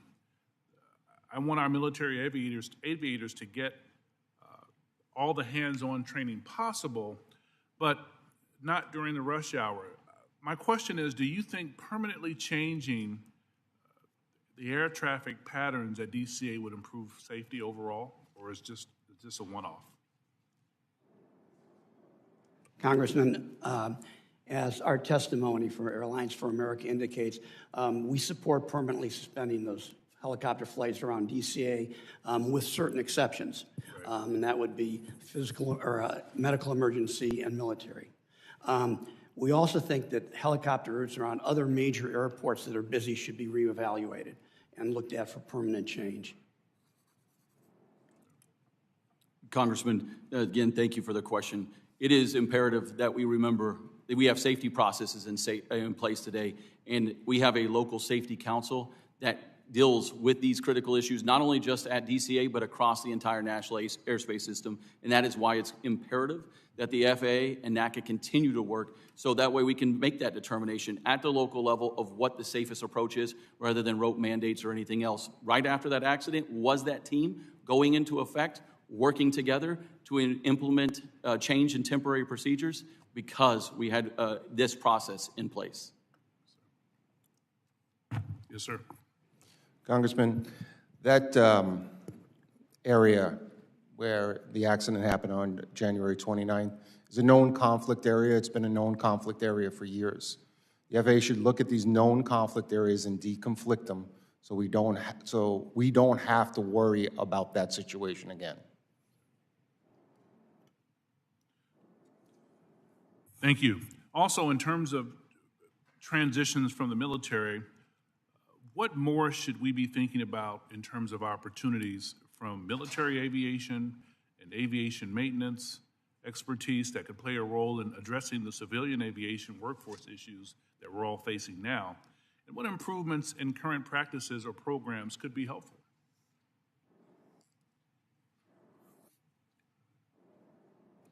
Congressman, I think it's going to be a continued effort of going out, as it has been stated many times over, of the involvement and engagement in not looking at just the short term, but looking at the long term. The true change is going to come from this committee's support of long-term investments in our modernization, in the infrastructure, and the equipment that we use. Anything else will just be a Band-Aid that will not solve the actual issues of today. Congressman, I would add that what you call for in last year's reauthorization also addresses those workforce issues. You have helped us push the FAA to be able to do training programs to get FAA employees familiar with new technologies that's out there. So we're able to go and do this familiarization at our companies with the technology that the manufacturers are providing to our operators and to our controllers. And that's vital to get them familiar because technology is moving so fast. And the more that we can get the workforce to be out there with industry to know what the latest is that we're fielding actually enhances safety in the whole system. Congressman, the one other additional add is that human element that we were just speaking about there, is recruiting the best and brightest to be able to handle those technologies along with the stress and the pressure. And we look forward to partnering with this committee and with the Secretary Duffy and the FAA on recruiting and retaining those that we currently have, having to deal with all of these constant changes. Yes, sir. Congressman, thank you. I'll add to this too. I think recruitment right now is sort of a difficult thing in the federal workforce. I don't really know anybody out there that's dying to become a federal employee right now, given all the attacks that are happening on them, and that's what we're hearing from our folks. Thank you all. Thank you, Chairman. Thank you. The gentleman yields back, and I recognize Chairman Nels for 5 minutes for questions. Thank you, sir. Thank you again, the panel, for being here. I've listened to most of your testimony here. Ms. Krause, you talk about the 75% of the 138 systems. They're unsustainable. Mr. Callio, you talk about, it is the safest mode of transportation. I agree. We need to act with urgency. Your testimony said in 2011 you testified, and, we still have floppy disks still today, how many years later? Mr. Bruce, you stated like we need to do something. We have to do something now. We have to do it now. Mr. Rinaldi, you talk about the aging infrastructure, and 35 years the FAA has always been short of controllers. It appears to me that these issues are all self-induced. We are our own problem. These are self-induced. And the problem I see is it seems like it takes a tragedy for us to do something. Is it going to take another tragedy for us to finally move the football forward? I personally believe we should be ashamed of ourselves for allowing this to get where it's at, to allow the technology. I mean, it's antiquated, it's old. But we talk about, and being the chairman of the subcommittee, we talk about we are the gold standard. We are the gold standard. The world is watching. But yet, when you listen to some of the testimony we've heard today, do we want the American people to know that we are aware of the issues and we are going to address it so the next time you take your family on vacation, you can feel safe and secure knowing that you're going to get to your final destination and that your government is finally working for you? Because I don't know if I can say that today. We are the gold standard, but it just appears to me we're not acting like it. I think, Mr. Rinaldi, you made it very, very clear. You made it very clear. You said, we are not. Are we the gold standard or are we not? Mr. Daniels, we talk a little bit about, so I went down to the Oklahoma facility last week with Secretary Duffy. We visited the training facility and we were talking, and I don't know. I mean, I guess Congress, I found these ages are kind of arbitrary. I don't know why we feel we need to fire an air traffic controller at 56. I mean, we just do. At 56, you're too damn old. I don't know. I'm too old to be an air traffic controller. Certainly this guy is too. I think he looks pretty healthy, doesn't he?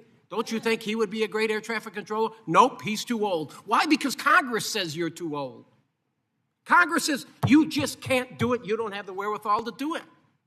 I don't understand why we come up with arbitrary ages. And I think, Mr. Daniels, do you think that 56 years old, is that the number? And should that be changed? I mean, knowing how people are living today and the lifestyles we lead? Chairman, thank you for the question. I do believe that the age 56 is the standard of where we should be. It does not solve, in moving or adjusting that, does not solve the immediate staffing crisis. Well, I would like to know how many have requested waivers, and I asked that question the other day. I want to know how many have requested waivers because I believe waivers are available for people. I would like to know how many are ATCs that we have out there, whether they're en route or in the towers, that are over 56 years old. Because me personally, I look at what we do in Congress with airline pilots. Congress, again, in our infinite wisdom, we fire you at 65. We fire you, we say, you're just too old. My goodness gracious, it might be a bad idea. Maybe we should fire members of Congress at 65. Amen. Say you're too old to be here. You can't perform your duties because you just don't have that skill set anymore. Some of these age, I think it's age discrimination in many, many ways, and I don't understand why we have it, but I think if somebody would come up with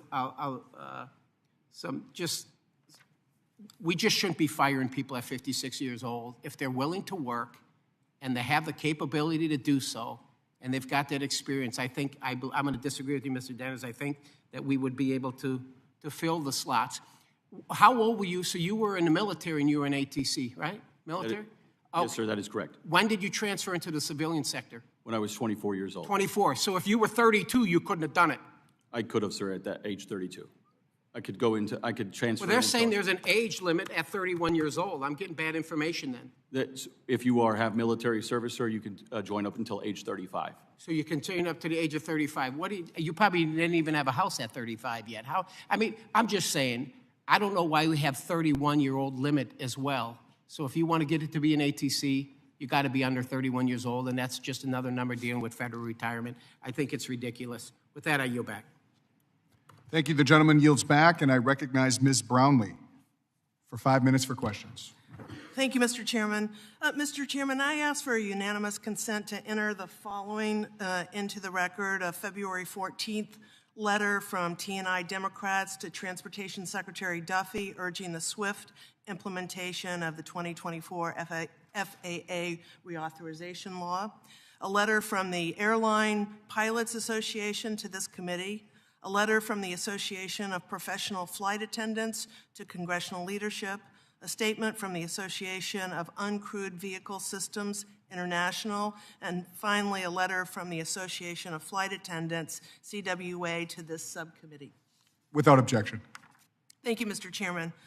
Mr. Daniels and Mr. Sparrow, I'd really like to begin my comments by thanking both of you and the over 30,000 FAA employees who you represent, who work hard every single day to keep our airways safe. The American people and all of us who rely on your expertise and professionalism are deeply grateful for all that you do.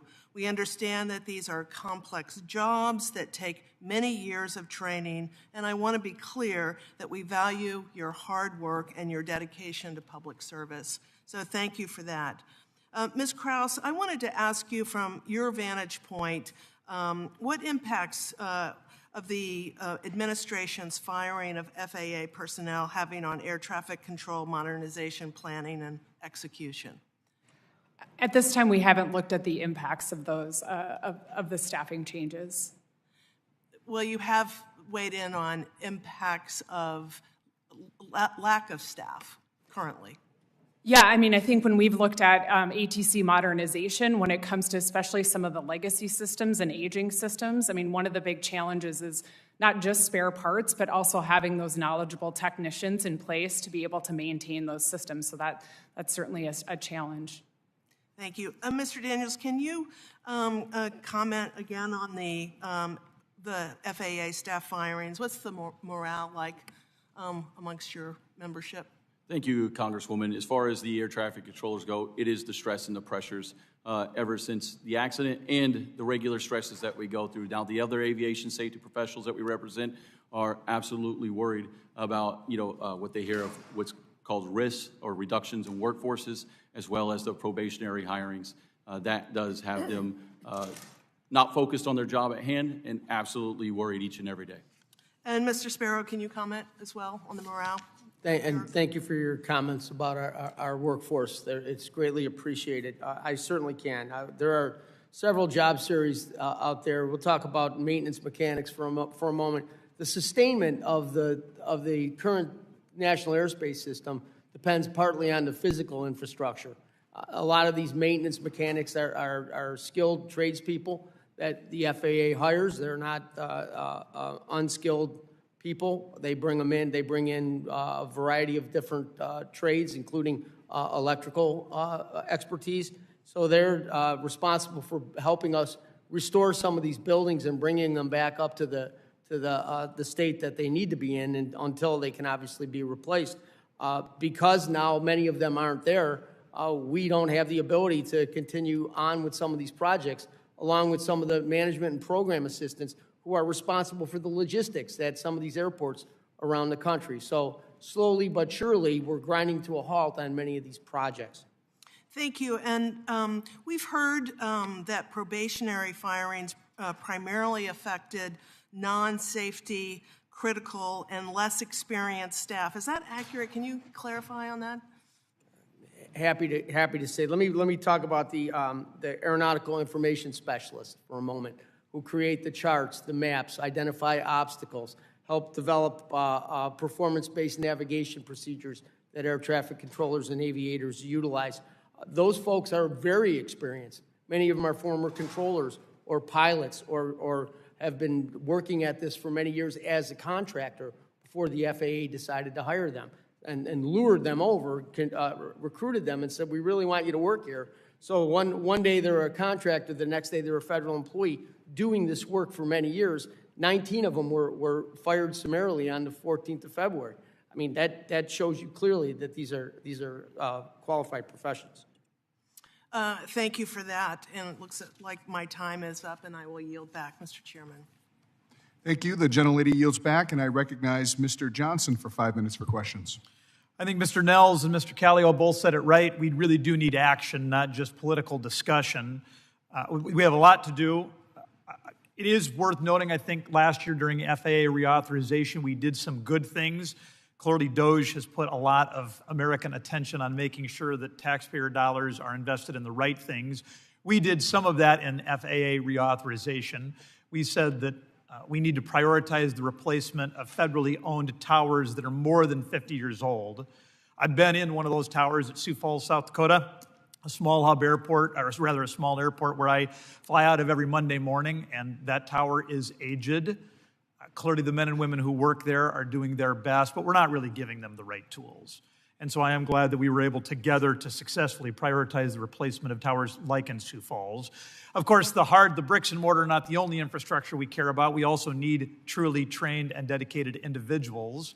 And I am told, Mr. Daniels, that it takes years to get a fully trained and certified air traffic controller. I'm told the main constraint to getting them ready to go is the field training, and that's about 85% of their training time. What can Congress do to avoid those constraints and those choke points?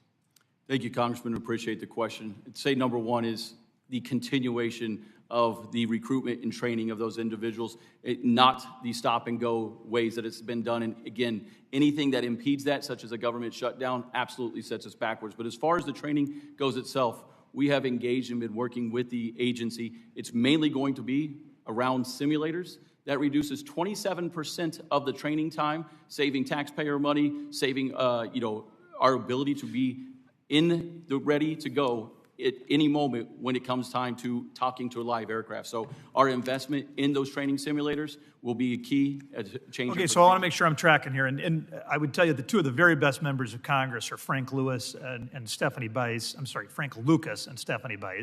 And the Air Traffic Academy is in their area. And they've told me that even during the best of times, so not during a government shutdown, we're not doing right by the field training. Now, you're talking about simulators. Do those simulators count for the field training as well? They do. Oh, good. Once you get out of the Oklahoma City Academy, you go through training evaluation milestones. Number one is you show up and start doing book work. Number two is you start doing simulator work. The enhancement of those simulators, and many of them are outdated or just a laptop alone, those are an impediment to our progress. And then the actual talking to live air traffic is next. Okay, so so we should do more investment in these simulators because you're telling me that will reduce the choke point. Congressman, it's been agreed upon by the agency and NATCA that it reduces the time by 27%. Okay, so then, Mr. Rinaldi, same general topic to you. Is it my understanding that some of these new graduates out of the academy, we immediately send them over to have them be teachers or trainers at the academy? Is my understanding right about that? Say the question again, sir. I'm sorry. Do we have somebody had told me that we've got newly graduated folks out of the academy who then are shifted over to start being trainers at the academy rather than being out in the field. I don't know anything about that. I don't think that's happening. Gotcha. So the same question that I posed to Mr. Daniels, what can Congress do to move us in the right direction? Well, I think that Congress really has to hold the FAA accountable to the FAA bill that you put together last year. I mean, if you just look at, you can go through the 180-day window that they're supposed to provide reports back to you. I mean, Digital Towers is one of them. They were supposed to provide a report back by November 12th. They have not. They were supposed to provide 3 locations of where you were going to test Digital Towers live traffic. They have not. They're missing all those deadlines. If you go back to your 2018 FAA reauthorization bill, they missed over 60% of those deadlines. You got to hold them accountable for these great bills you guys are doing up here. Yeah, boy, that is really well said. Mr. Callio, what are we missing here? Not much. I would associate myself with the remarks of both Mr. Rinaldi and Mr. Daniels. I think one thing that I mentioned earlier, Congressman, that you can do, we need to pump up Oklahoma City. We commend Secretary Duffy for doing that. It's not going to be enough. The numbers don't add up. There is a program called the College Training Initiative. We start calling on the Biden administration to reinstitute that. It was decimated in 2014 for not very good reasons. And it was a training pipeline that helped keep the number of controllers current and could help again. The Biden administration ended up only certifying 4 schools, 2 of them in Oklahoma. There are many more out there, like Vaughn College in New York, where people can be trained locally and then put into TRACONs and towers in that area. And Mr. Kelly, I would just say you're saying it exactly right. And as I yield back, I would note that Frank Lucas and Stephanie Bice they would echo your comments that we have not done right by the Oklahoma City Academy, and we need to do better. With that, I would yield back. Thank you. The gentleman yields back, and I recognize Ms. Fushi for 5 minutes for questions. Thank you to the chair and the ranking member for holding this hearing, and thank you to the witnesses for being with us today. It has been made tragically clear that the FAA is facing a dire shortage of air traffic controllers, and it has been reported that more than 90% of U.S. airport towers are understaffed. Despite this, the Trump administration and DOJ have fired approximately 400 probationary FAA employees, many of whom were in roles of that are essential to aviation safety. After coordinating these mass layoffs, Elon Musk recently asked retired air traffic controllers to consider returning to work.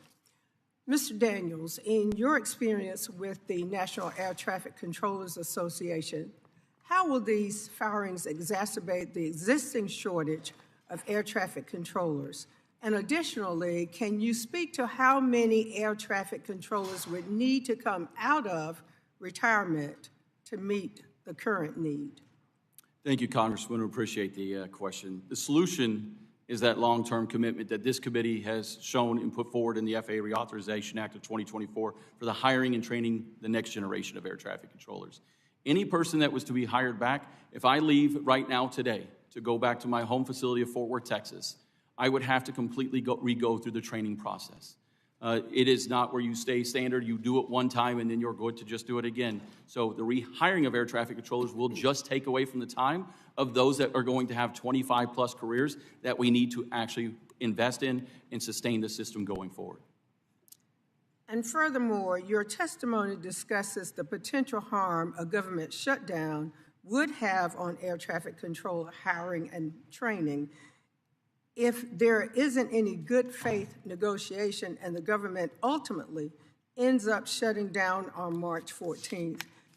Can you elaborate on the dangers such a shutdown would pose to the air traffic controller industry specifically and aviation safety more broadly? Yes, Congresswoman. The air traffic controllers cannot take another hit right now of delaying this issue. That's what a government shutdown does. Not only does it impact the modernization, but it will shut down the Oklahoma City Academy that we are relying on to bring in these new air traffic controllers so we can train them. Anything that stops that by either a day, a week, or a month sets us backwards because those people have to be reset, recycled, and later trained. And many of them don't come back because they suddenly do not want to work in that type of career field or go without $0 paychecks. Or not even a paycheck, just go with $0 because they quit another job to try this one, and they quite often move on to other areas.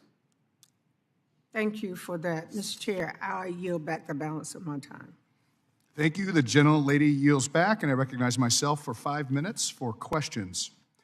I would like to extend my gratitude to our witnesses for agreeing to testify before our committee today. It has become readily apparent that the issue of our aging air traffic control system infrastructure can no longer be ignored.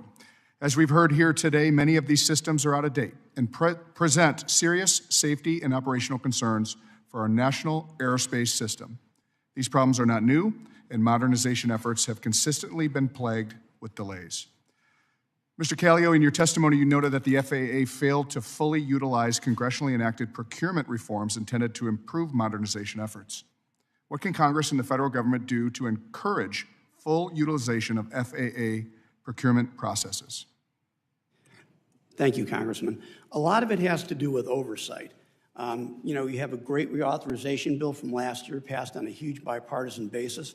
The tools are there, they need to be used. And part of what I was saying earlier is we all get together and we talk about it. We talk that we're at a crisis point. We need to have this galvanize us to figure out how we're going to move forward and actually make it happen. I confess that I've never made that full arc from talking to getting it done because it has to happen on the ground at the FAA. And again, I think that requires oversight. Also, I think there are some immediate things that can be done. Our testimony attached to it is the coalition letter where we provide recommendations.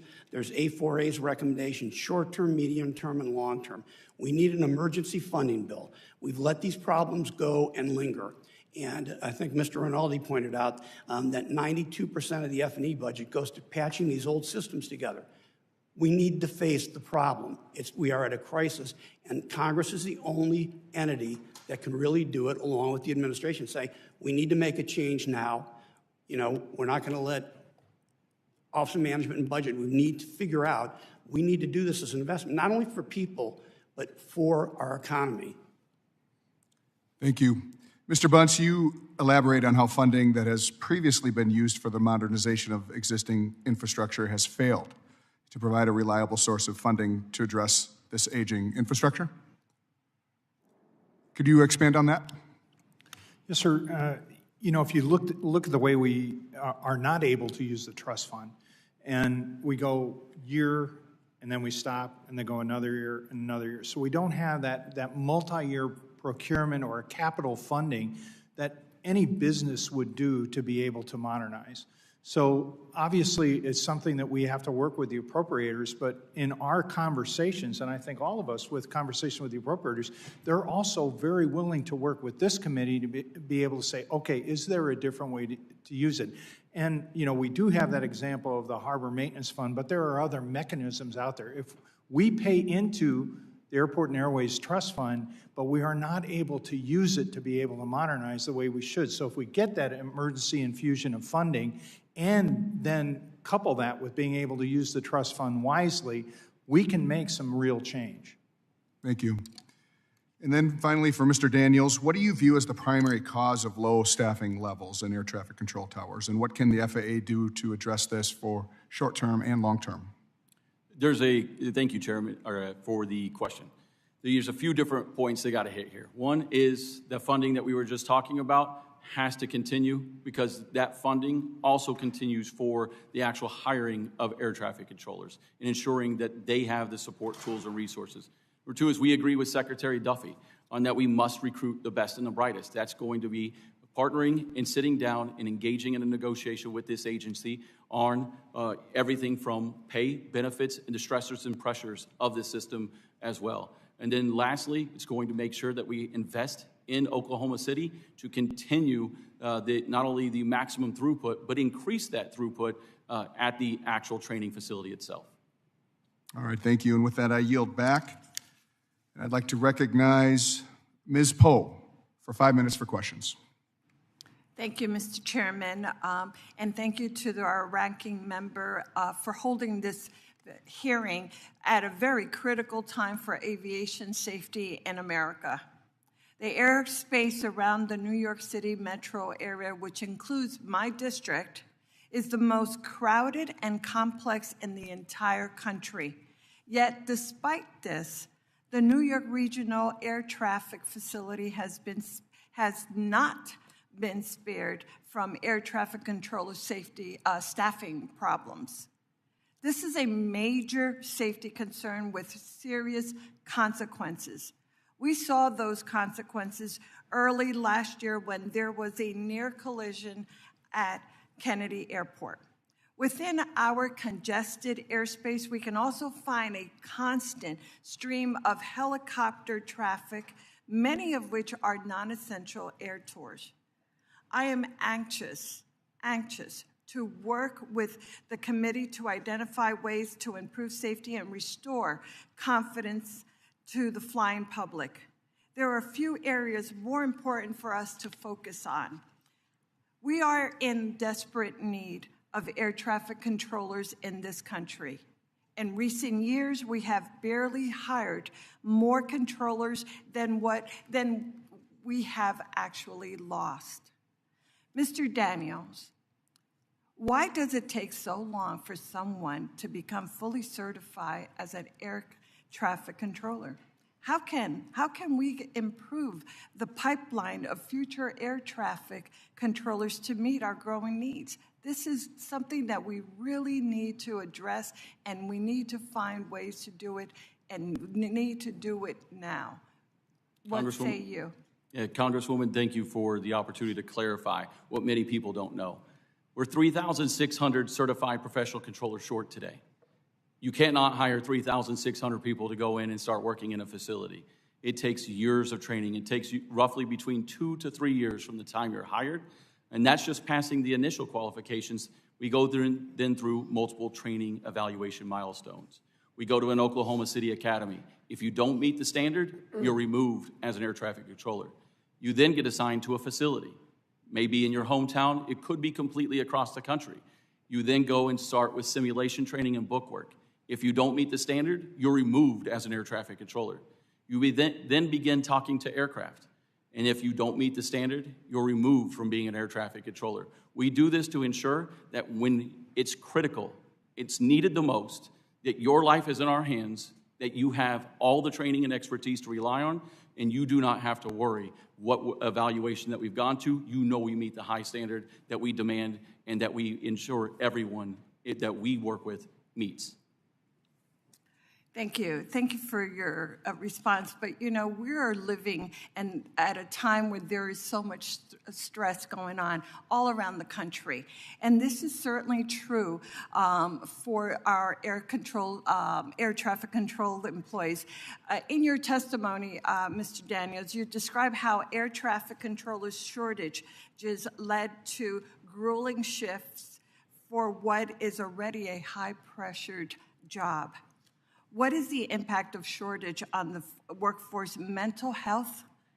And what can Congress do to help? We really need to address this at a time that is so pivotal in our country. Congresswoman, we appreciate it. We look forward to engaging. The stresses and pressures of this job that normally exist are incredible. That is the reason that we have to continue recruiting the best and the brightest, that we have to continue incentivizing not only those to come into this career field, but to remain in this career field, because we're working 6-day work weeks, 60 hours in that week. Any person that goes out and lives a regular life that only has 4 days off in a month knows that they're going to, at some point, either break, want to walk away from.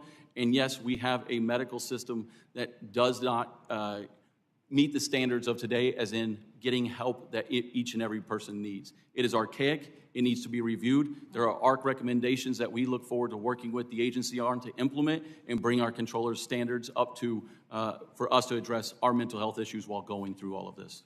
Thank you so very much. I look forward to working with you on that as well. Thank you, Mr. Chairman. I yield back. Thank you. The gentlelady yields back, and I recognize Mr. Begich for 5 minutes for questions. Thank you. Question from Mr. Rinaldi. We recently experienced tragedy in Alaska with an airline flight from Unalakleet that crashed outside of Nome. It was a reminder of Alaska's unique, challenging operating environment. As you know, Alaska is extremely remote in comparison to the lower 48. And Alaska has the highest per capita air accident rates of any state in the nation. What changes in process or technology do you believe would improve aviation safety in remote regions of the nation like Alaska? Thank you, sir. Thank you for the question. Yes, aviation is the #1 mode of transportation in Alaska, and it's unique. You need to have the most modern equipment. You certainly should be utilizing space-based ADS-B and all types of other tools to make sure to give the most accurate weather, certainly the most accurate situation that's going on there. Our hearts go out to the families and the people that were lost in that crash, but it happens a lot up there, and we need to enhance the safety of the system and really focus on it. Thank you very much. You mentioned a statistic: 92% of federal funding that's going to support technology is going to maintain existing technology, and we heard as well that so much of that technology is aged out that it's not even able to be maintained any longer.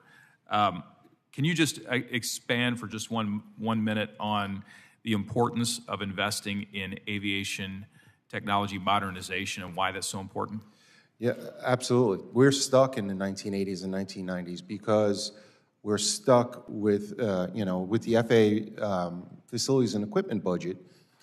So much of it is going, 92, 93, depending on the year, is going to maintain this archaic system that they can't use. They're just using 8%, so they're going very flat and not deep to modernize this system. Now, I'll be the first one to tell you, I would not give the FAA a blank check, because I'm not really quite sure they would use it properly with their broken acquisition management system. Congress gave them $75 million to expedite the new NOTAMs program, and they still have not awarded that contract. That was 2 years ago. So I think you need some type of structure there to restructure the situation and understand that you just can't give them money, because under this current structure, it won't work. Thank you. So just to recap, resources have been provided, they've been allocated by Congress. It's the FAA's broken processes that have limited the ability to deploy those funds in a responsible way that would be supportive of accelerating modernization. Is that correct? I would say that's correct. I would also say not enough resources have been given to facilities and equipment to modernize the system quick enough. Thank you. And with that, I yield the balance of my time to Chairman Nels. Thank you, sir. Mr. Daniels, and we're talking about the age and everything. I'm reading your written testimony, and I don't see anything in there that talks really about the hiring process. So It is my understanding from start to finish, it takes like 12.8 months, over a year, to hire somebody to get them in the pipeline to Oklahoma City. Is that right? About a year, over a year? Congressman, we aren't involved with the initial recruitment, but that is. I'll just tell you what it is. It's over a year believe long. I'm thinking, now why? Why would it take? I know Secretary Duffy said we want to try to, condense the steps from 8 steps to 5 steps, but over a year, to me, would be unacceptable. The gentleman I talked to yesterday in my office, he said it's over a year. He said, you know what the problem is? We're not short of hiring candidates. We've got thousands of them, but we're short of psychiatrists. So what the hell you mean you're short of psychiatrists? Well, everybody's got to go through an exam, but there's hundreds, if not thousands of them, up against a brick wall because we don't have enough psychiatrists. What is your union doing to address that? Are you bringing that issue to the forefront? Chairman, we've gone for decades saying that we need to speed up that process. Because it's affecting your staffing. Some simple fixes. It only makes sense. I yield back. Thank you. The gentleman yields back, and I recognize Ms. Gillen for 5 minutes for questions. Thank you. Mr. Daniels, thank you for being here today. I'm honored to represent New York's 4th Congressional District, which is the South Shore of Nassau County on Long Island. And it is also the home to New York TRACON N90. After multiple delays and strong opposition from the New York congressional delegation, the FAA nonetheless required 12 air traffic controllers to relocate from N90 on Long Island to Philadelphia, uprooting these civil servants from their families, from their friends, and from their lives. Do you have any insight on why this decision or decisions like this are being made and the impact that it could have on our airspace and on air traffic controller morale? Thank you, Congresswoman, for the question. It is a dangerous precedent to set to force air traffic controllers out of their home facilities to another one. The two parties, NATCA and FAA, have shown a strong commitment to collaboration, and anything that we reach an agreement on, we'll stand by, we'll put our name behind, and we'll do. But just the forcing of air traffic controllers to solve temporary problems is not something we want to be in the business of. Thank you. I'd like to address another major problem in my district, which is the unauthorized use of drones. We saw a lot of press coverage about drones flying over New Jersey, over New York recently, and my district is right next door to JFK Airport, which is one of the busiest airspaces in the world. And the risk of a drone incursion into our airspace and across the path of a major airliner is very, very real. What can we do to make sure our air traffic controllers have what they need to avert a disaster? Thank you, Congresswoman. It's been stated many times today and agreed upon by those on this panel that it has to be a funding reform and a change to our strategy for the long-term enhancement of the equipment that we use. If that equipment is to start dealing with unmanned aerial vehicles, drones, and otherwise, we put out advisories. We know what we see in the sky right now and provide any information we can.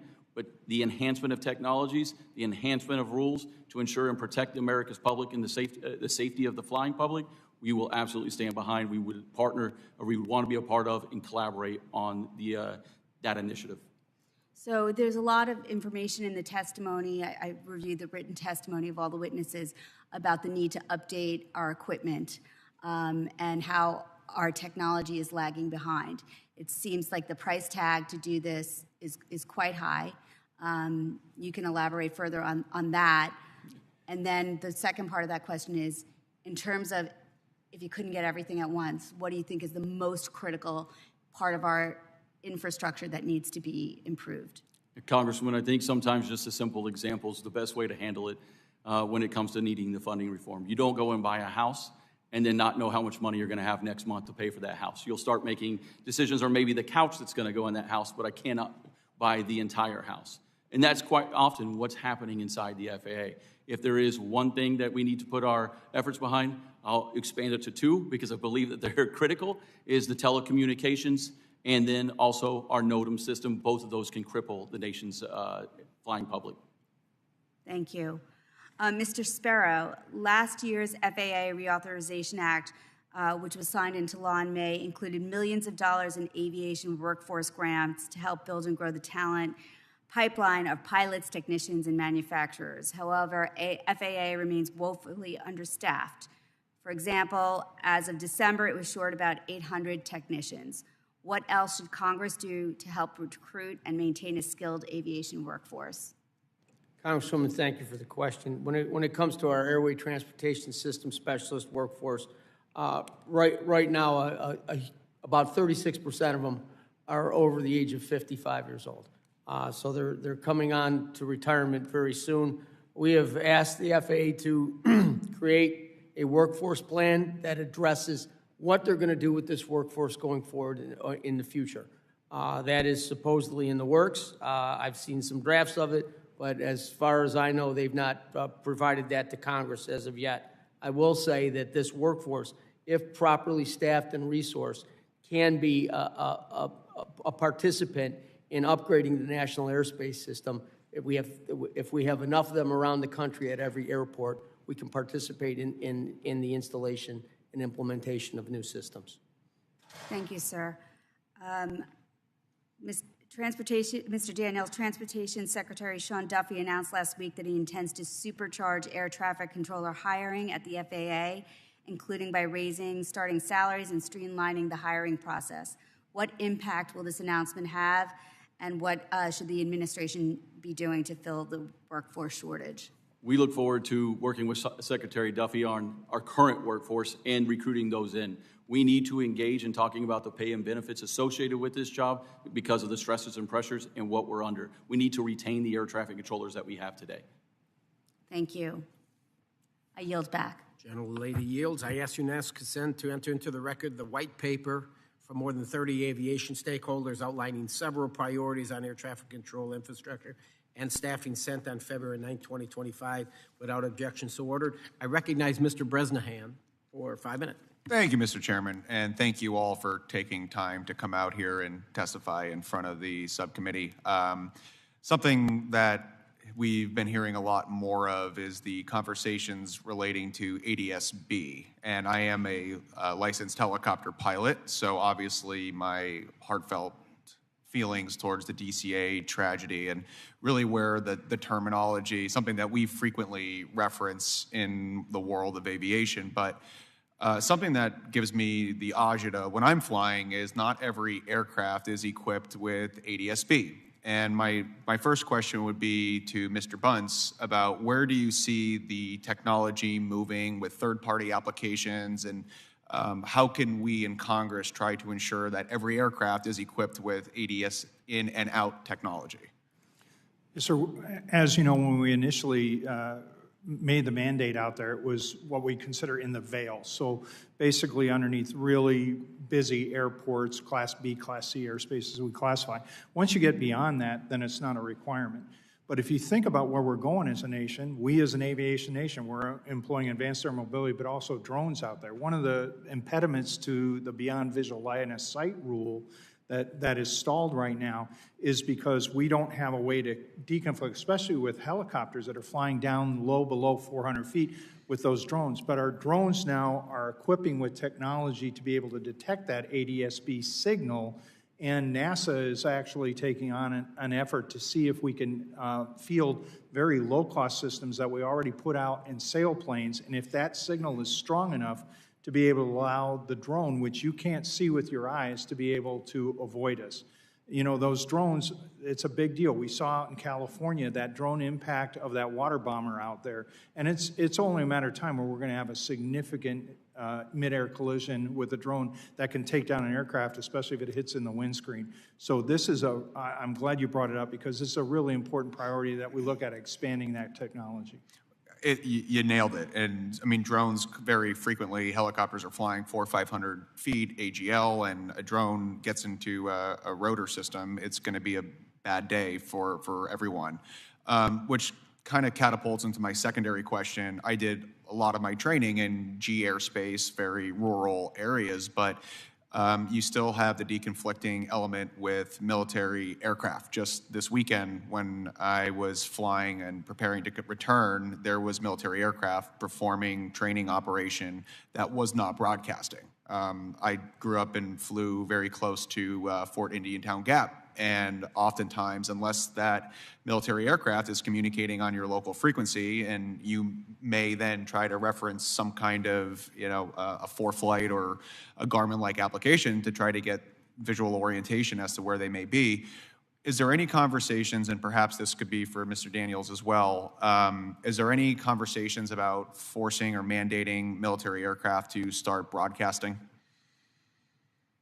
Well, for national security purposes, we obviously want our military aircraft to be able to turn it off when they need to, because we don't want them to be tracked. But, you know, in the case that we all saw here in DCA, if there wasn't a national security imperative to have ADSB off, hopefully, you know, no military aircraft would turn that off. And again, it's such a safety enhancer to be able to be out there, see it electronically, and then train your eyes to where you need to be able to look.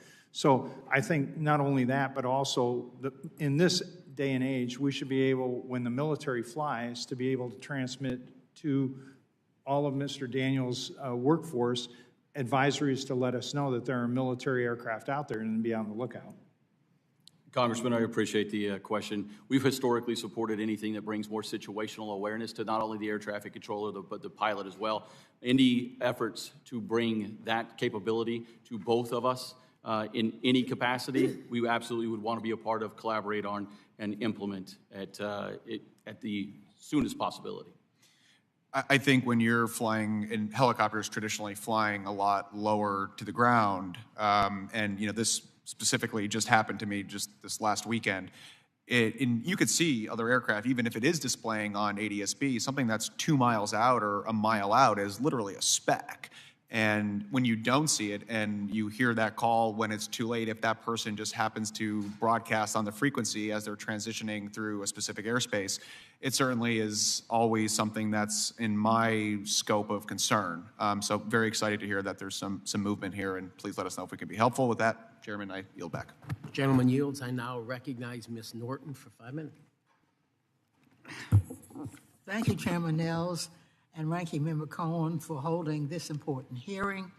In addition to the tragic collision near DCA in my district earlier this year, there have been several recent misses at and near airports around the country.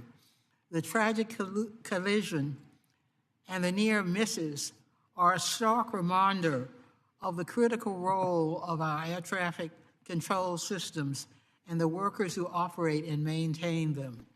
The National Capital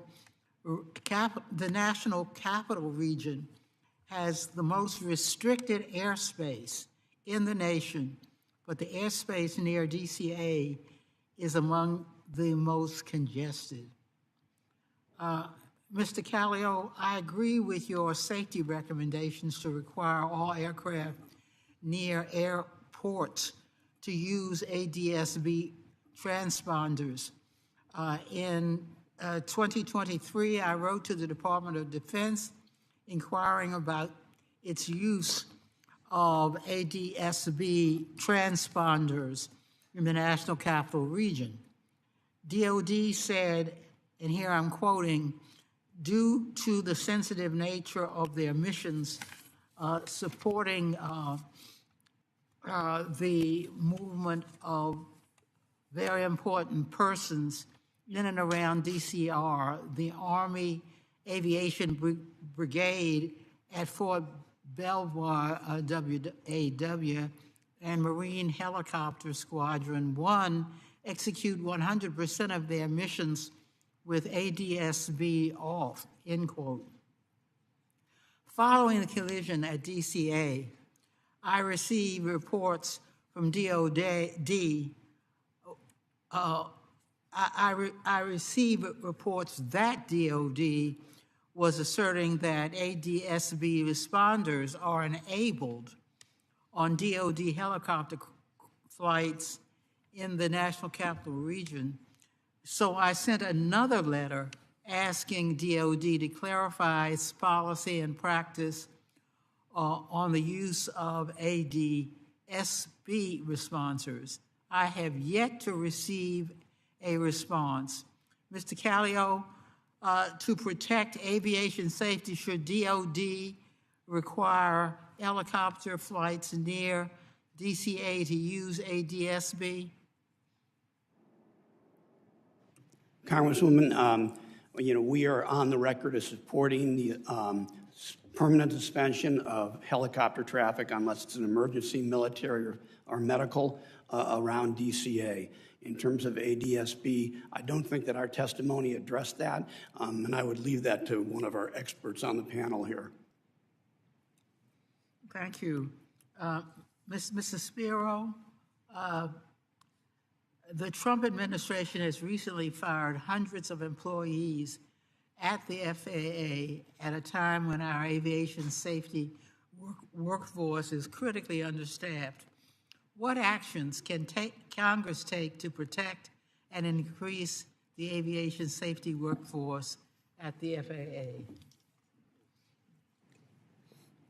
Congressman, thank you for the question. Well, to begin with, I think Congress has already taken those actions. They've given the FAA the ability to make their own staffing decisions. Under Title 49, 40122, they exempted FAA from the provisions of Title V, effectively to give them the ability to make staffing decisions on their own. What happened over at FAA about 2 weeks ago was that they were told summarily get rid of some probationary employees to cut the federal workforce.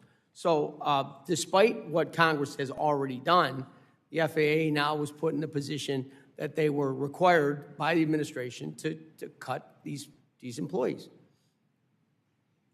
Thank you, Mr. Spiro, and I yield back. Gentlelady yields. I now recognize Mr. Shreve for 5 minutes. Thank you, Mr. Chairman. I appreciate the testimony of our witnesses today, and just wanted to take a moment again to acknowledge the loss of so many of our citizens going into DCA last month. I represent Indiana 6th District. That includes the IND airport. We've got FedEx's second largest air hub operation in the district. And two air traffic control related questions that are germane to the district that I represent. We are nearing the end of a massive rebuild of the freight dedicated runway for Federal Express out at IND. It's 5L. When you take one of the two main runways out of operation at a facility like that, how does our current air traffic control system hold up to the stressors of taking that much capacity online for a couple of years? I don't know if this question is best directed to maybe Mr. Rinaldi or Mr. Daniels. Congressman, I appreciate the question. I'll start out with there is modernization across a multitude of airports, but anytime that you take a part of our pavement, equipment, or a runway itself, it strains capacity. We begin putting in either different restrictions if they're necessary. We start lowering what we call the airport rate, where they may be able to land 64 aircraft in an hour. We may now have to do 32. Those are the different ways that we begin handling it, and then we put in traffic management initiatives across the country to ensure the safe and orderly flow of traffic to that sector. Sometimes it works, sometimes it doesn't, and then we recalibrate, reevaluate, and work from there. That would be the way in which the system responds to in this case, years-long challenge in capacity at a facility like IND. Indianapolis, the Metro, hosts several sort of major events, including the largest single-day sporting event in the country with the May running of the Indy 500 or the NCAA tournament play. How does the system respond to a very significant influx of general aviation traffic into a region such as Indianapolis, like around the Indy 500 each time? Thank you, Congressman. We quite often put in some level of a work group in advance of a major sporting event or any major event across this country. We bring in all the stakeholders to that event, ensure that there is either some way or what we call a slot program associated with it, so that way, again, we can control the amount of airplanes landing or arriving at one time. And then we also put in any temporary flight restrictions in an area necessary to handle that. And now when it's not known, that's what makes it even more difficult, because if there's a great fly-in of general aviation that was not pre-coordinated with us, controllers take on that stress and that pressure day in and day out to try and ensure that every aircraft can get to the destination that they're looking for. Is there a program that exists nationally to deal with those very short-term spikes that other host cities or regions would have the opportunity to contend with, as Indianapolis does from time to time? Congressman, that's correct. We quite often share the good practices between the different facilities, from the Super Bowl to the Final Four to an Indianapolis 500. We use the same principles at multiple airports. The constraints are the cities and the traffic around them. It's going to be much different in DFW, obviously, than it is in New Orleans, Louisiana. Yeah, very helpful. I appreciate that, Mr. Chairman. I yield back. Gentleman yields. I now recognize Ms. Titus. 5 minutes. Thank you, Mr. Chairman. I'm like everyone here. Our sympathy goes out to those who were lost in that recent accident. I represent a busy airport area, just like Washington, D.C., and southern Nevada and Las Vegas. And the skies are very crowded there. As you know, we've got commercial airlines, we've got freight airlines, you've got general aviation. We're bringing people to Super Bowls and the Sphere and all of that. Got the helicopters that tour up and down the Strip, go out to the Grand Canyon, and add to that Nellis Air Force Base. You've got all of that. And you've got drones now being used from everything from wedding pictures to delivering drinks by the pool. I mean, it's a crowded airspace. And that's why this has always been an issue for me, having enough air traffic controllers so that it will be safe. And that's why I worked real hard in the FAA reauthorization bill to address this from several different angles. I wonder, Mr. Daniels, will you talk a little bit about this? We hear the difference between the finance-driven staffing model and then the collaborative resource working group staffing model. Can you just lay out for us what's the difference, where we are now, which way we need to go, and what those recommendations are? Congressman, first, I want to start by saying, A, thank you for the question. B, we will truly appreciate the support you've always had for the air traffic controllers. So I would happen to be on the team that was part of NATCA, the ATO, FAA, and MIDAir. The three parties got together to relook at staffing that was over a decade-old modeling from FAA Finance, or it's decades old from FAA Finance, and from the numbers that had been agreed upon one time in approximately 9 years ago to date. When the three parties sat down, we found many places that it had not been kept up with the modernization policies or procedures or our training efforts that were in effect. The FAA Finance model looks at what we have today, and then just says if you have today, well then we can do it with that, and it continues to decline. The way that we looked at it as the three parties was how was the staffing needed in the prospective look of what a facility actually needs to run at full capacity, not what they did in the past, because it puts constraints on us, but what do they need now and in the future? That resulted in us agreeing that it needs 14,633 air traffic controllers today. That's 3,600 fully certified air traffic controllers that remain short today that we've talked about on this committee that take 2 to 3 years to train. It's going to be that long-term investment and in not only the training and hiring of them, but also then the incentivizing of the ones that we have today to stay. Well, whatever plan you use is going to take money. It's got to be sustained money, and you got to know it's coming so you can continue this training and recruit these people to be air traffic controllers. I sent a letter this morning to leadership asking that when we consider the budget that we look at full funding for the needs. Would you just address that a little bit, as what that funding is and how much we need it and what will be the consequences if you don't get it? Absolutely, and thank you, Congresswoman. The FAA facilities and equipment budget has been talked about for a long time today. They right now get $3.1 billion into that line of budget. It needs a $6 billion investment for us to finally begin the modernization that's necessary to bring not only the much-needed changes for the air traffic control system, but to get rid of the legacy systems that remain out there. Because day in and day out, an air traffic controller knows they're going to ask, who's going to replace that light bulb? And that light bulb doesn't exist anymore. That is an impediment to our actual progress because these are tools and equipment that we need to do our job day in and day out. Just like if a roofer has a hammer, we need the proper equipment to do our job as well, and that investment will give us that opportunity to make sure that we are focused on the American public safety. So it's not just people, it's technology, which changes so rapidly to stay up to date and keep people safe. That's absolutely right, Congresswoman. In my 26-year career, every day is a training day. I'm constantly learning new equipment. We're constantly working on what's next so that way we can provide the best service possible. And that is also, again, the investment in the people and the investment in the hiring and staffing. Well, thank you. Thank you. I yield back. Mr. Knott, you're recognized for 5 minutes. Thank you, Mr. Chair. Mr. Daniels, I'll continue the line of questioning. You said that there was $6 billion needed and that it was somewhat urgent, if I heard you correctly. Is that correct? Congressman, it's not only urgent, it's long overdue. Yes, and that kind of feeds right into the line of questions that I want to focus on. The amount of money is obviously important about how much we need to appropriate to meet the needs of the American public, but also how those dollars are spent going forward. I think there's probably a very good case to make that we need to reform how we implement tax dollars for critical services.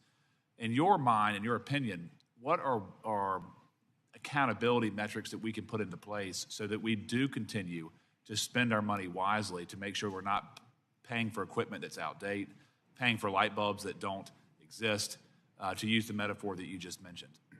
Congressman, I appreciate the opportunity to clarify the question. The actual way that we think that reform needs to happen is that budgetary reform that you speak of, is looking at the different metrics and measures, the Aviation Trust Fund being a part of it, but mainly all sitting down to come to a solution that allows for that long-term funding to occur. Because the lack of planning that we can do today is honestly the main crippling component of it. Why so can't any you, accountability put in place? Why can't you plan? Say that again, sir? You said your inability to plan for the future. Why can't you plan? Is it because of the budget? Is it because of bureaucracy? It's because from day to day, month to month, continuing resolution to continuing resolution, that funding either doesn't change, it's already being spent on something else, and it's not being put to modernizing as it's needed. Okay. Well, looking back, you said it's long overdue. Why? What are things that we can do in terms of air traffic control to assist air traffic control in making these needs known earlier, more urgently, so we don't find ourselves in this predicament going forward? Congressman, and thank you. NATCA has been advocating for at least 10 years on the very change that you speak of. Number one, it has to be in the realm of telecommunications. That is a major impediment to the system, and it's a safety risk. Not only that, then it would be the NOTAM system.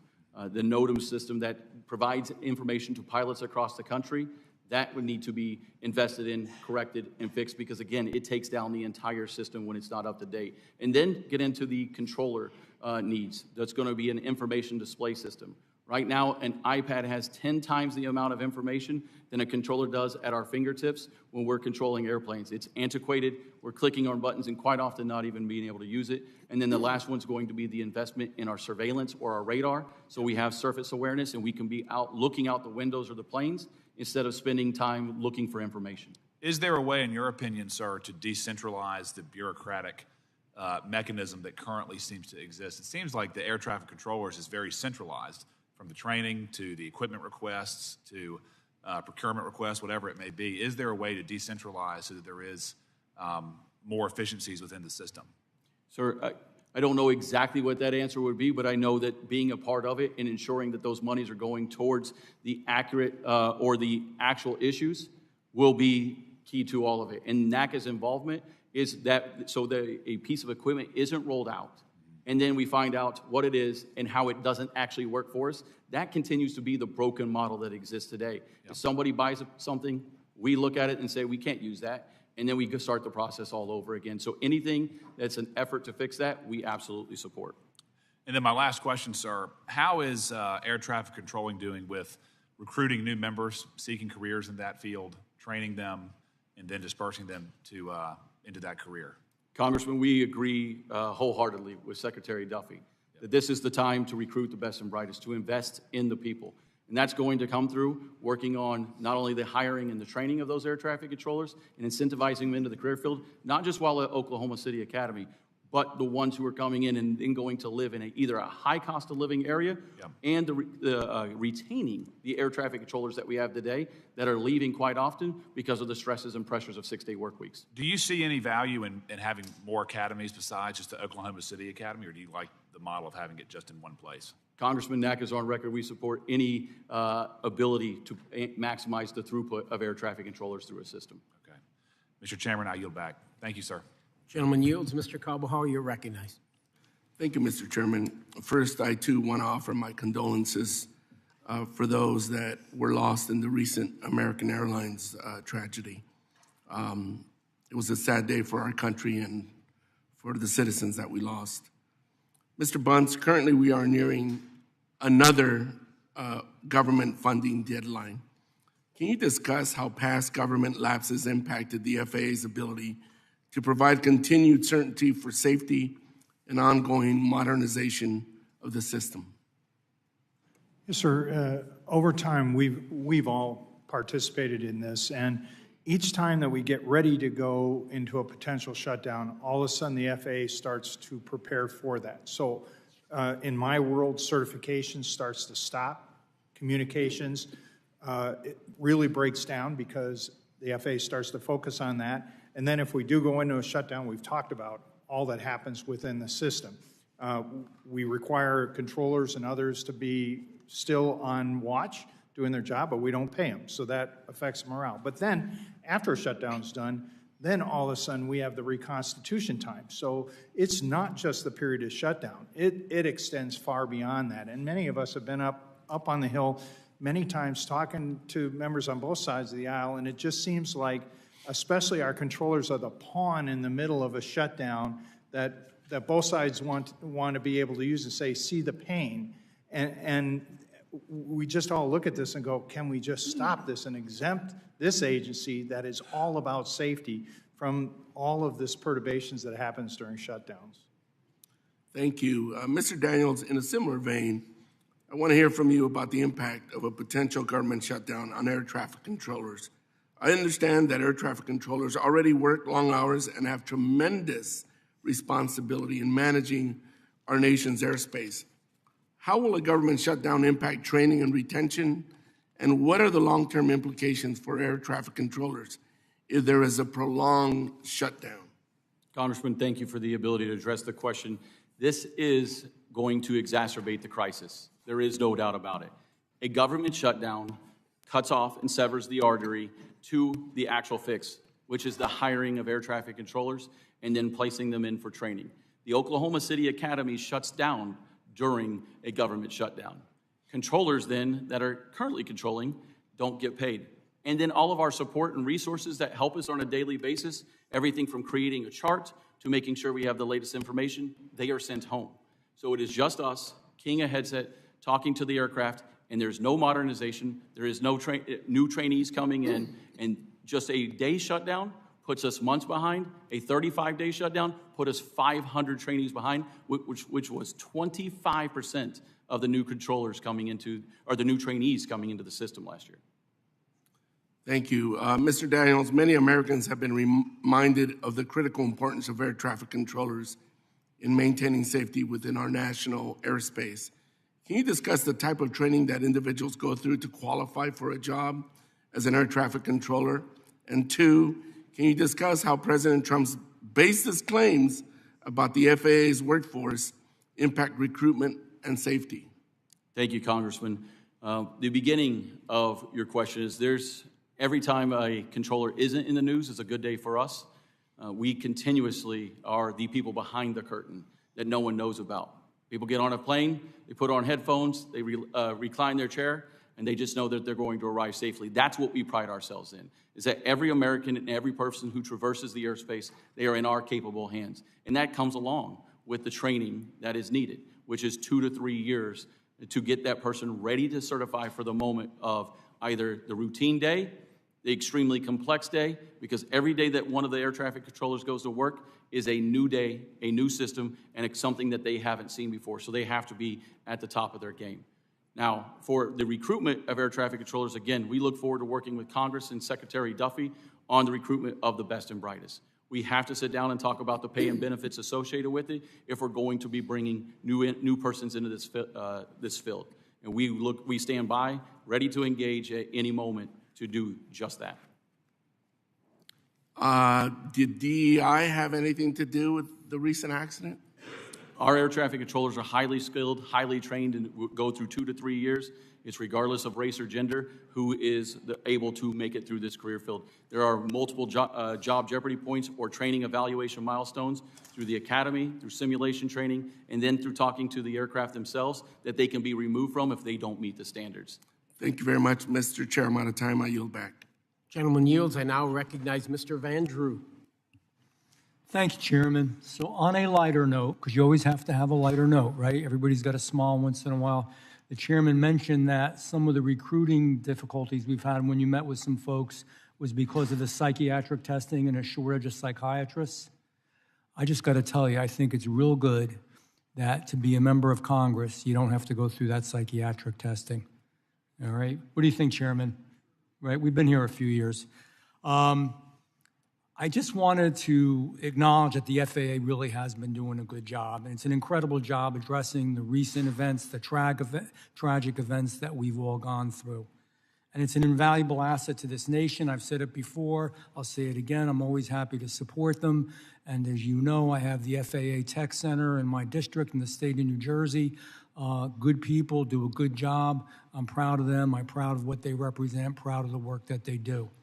And you knew, and you've touched on this already, so I'm not going to go into detail. We have 1,020 fewer certified professional controllers than in 2012, 9% decrease in the number, and yet we have an increase in the responsibilities, the work, and the volume that's there. It's a lengthy training process. We talked about that. The bottom line is we got to do better, and I think Secretary Duffy really knows that.